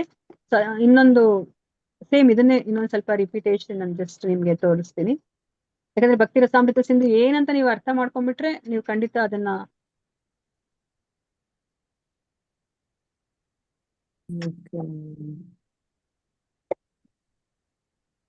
ಮಾತಾಜಿ ನೆಕ್ಸ್ಟ್ ನೀವೇ ಬರ್ತೀರಾ ಮಾತಾಜಿ ಕ್ಲಾಸಸ್ಗೆ, ಎಲ್ಲ ಕ್ಲಾಸಸ್ಗೆ? ಈ ವಾರ ತಗೊಳಕ್ ಹೇಳಿದ್ದಾರೆ ಮಾತಾಜಿ. ನಂಗೆ ಇದು ಮಾತಾಜಿಗೆ ಅವ್ರ ಊರಿಗೆ ಹೋಗಿದಾರಂತೆ, ಅಲ್ಲಿ ನೆಟ್ವರ್ಕ್ ಇಲ್ವಂತೆ. ಅದಕ್ಕೋಸ್ಕರ ನನಗೂ ಸಡನ್ ಆಗಿ ಹೇಳಿದ್ರೆ ನನಗೂ ಅದಕ್ಕೆ ಅಂದ್ರೆ ಪ್ರಿಪೇರ್ ಮಾಡ್ಕೊಳಿಕ್ ಆಗಿಲ್ಲ ಮಾತಾಜಿ. ನನ್ಗೆ ಗೊತ್ತಿರೋದನ್ನ ನಾನು ಜಸ್ಟ್ ಹೇಳ್ತಾ ಇದ್ದೀನಿ ನಿಜ ಹೇಳ್ಬೇಕಂದ್ರೆ. ಮತ್ತೆ ನೀವೇ ಕಂಟಿನ್ಯೂ ಮಾಡಿದ್ರೆ ಆಗಲ್ಲ ಮತ್ತೆ ಅದು ಇವ್ರು ಪ್ರಭುಜಿ ಯಾರು ಹೇಳ್ತಾರೋ ಅವರೇ ಮತ್ತೆ ತಗೋಬೇಕು. ಪ್ರಭುಜಿಗೆ ಅದು ಯಾರು ಸೇವೆ ಕೊಟ್ಟಿರ್ತಾರೋ ಅವರೇ ಮಾಡ್ಬೇಕಾಗತ್ತೆ. ನನಗೆ ಅವಕಾಶ ಕೊಟ್ಟಾಗ ಖಂಡಿತ ಮಾಡ್ತೀನಿ ಮಾತಾಜಿ. ಮಾತಾಜಿ ಹರೇ ಕೃಷ್ಣ ಮಾತಾಜಿ, ಧನ್ಯವಾದಗಳು ಮಾತಾಜಿ. ಧನ್ಯವಾದ ಮಾತಾಜಿ. ಹರೇ ಕೃಷ್ಣ. ಹರೇ ಕೃಷ್ಣ. ಹರೇ ಕೃಷ್ಣ ಮಾತಾಜಿ, ಧನ್ಯವಾದಗಳು. ಕೃಷ್ಣ ಮಾತಾಜಿ ಧನ್ಯವಾದಗಳು. ಒಂದೇ ಒಂದ್ ನಿಮಿಷ ಹರೇ ಕೃಷ್ಣ ಮಾತಾಜಿ, ನೀವೇ ಕ್ಲಾಸ್ ತಗೊಳ್ಳಿ ಮಾತಾಜಿ. ಧನ್ಯವಾದಗಳು ಮಾತಾಜಿ. ಹರೇ ಮಾತಾಜಿ ಲೈವ್ ಇದೆ ಮಾತಾಜಿ, ಲೈವ್ ಇದೆ. ಒಂದ್ ನಿಮಿಷ, ಒಂದ್ ಸೆಕೆಂಡ್. ನಾನು ಇದು ನಿಮ್ಗೆ ಇದೊಂದನ್ನು ತೋರಿಸ್ತೀನಿ. ಜಸ್ಟ್ ಒಂದ್ ಸೆಕೆಂಡ್, ಲೈವ್ ಒಂದು ಸ್ಟಾಪ್ ಮಾಡ್ಬಿಡ್ತೀನಿ ಮಾತಾಜಿ. ರೆಕಾರ್ಡಿಂಗ್ ಇದ್ರೆ ಹಾಕಿ ಮಾತಾಜಿ. ಮಾತಾಜಿ ಒಂದೇ ಒಂದ್ ನಿಮಿಷ. ಜಸ್ಟ್ ನಾನಿದು ವಾಂಚಕಲ್ಪತರುಭ್ಯಶ್ಚ ಕೃಪಾ ಸಿಂಧು ಭೇವಚ ಪತಿತಾನಾಂ ಪಾವನೇಭ್ಯೋ ವೈಷ್ಣವೇಭ್ಯೋ ನಮೋ ನಮಃ. ಹರೇ ಕೃಷ್ಣ ಕೃಷ್ಣ ಕೃಷ್ಣ ಹರೇ ಹರೇ, ಹರೇ ರಾಮ ರಾಮ ರಾಮ ಹರೇ ಹರೇ. ಹರೇ ಕೃಷ್ಣ. ಎಲ್ಲರಿಗೂ ಧನ್ಯವಾದಗಳು. ಇಷ್ಟೊತ್ತು ನೀವು ಶ್ರದ್ಧೆಯಿಂದ ಕುತ್ಕೊಂಡು ಕೇಳಿರೋದಕ್ಕೆ. ಪ್ರತಿ ಕ್ಷಣವೂ ಕೃಷ್ಣನ ನಾಮಸ್ಮರಣೆ ಮಾಡಿ, ಒಂದು ಕ್ಷಣವೂ ಕೃಷ್ಣನ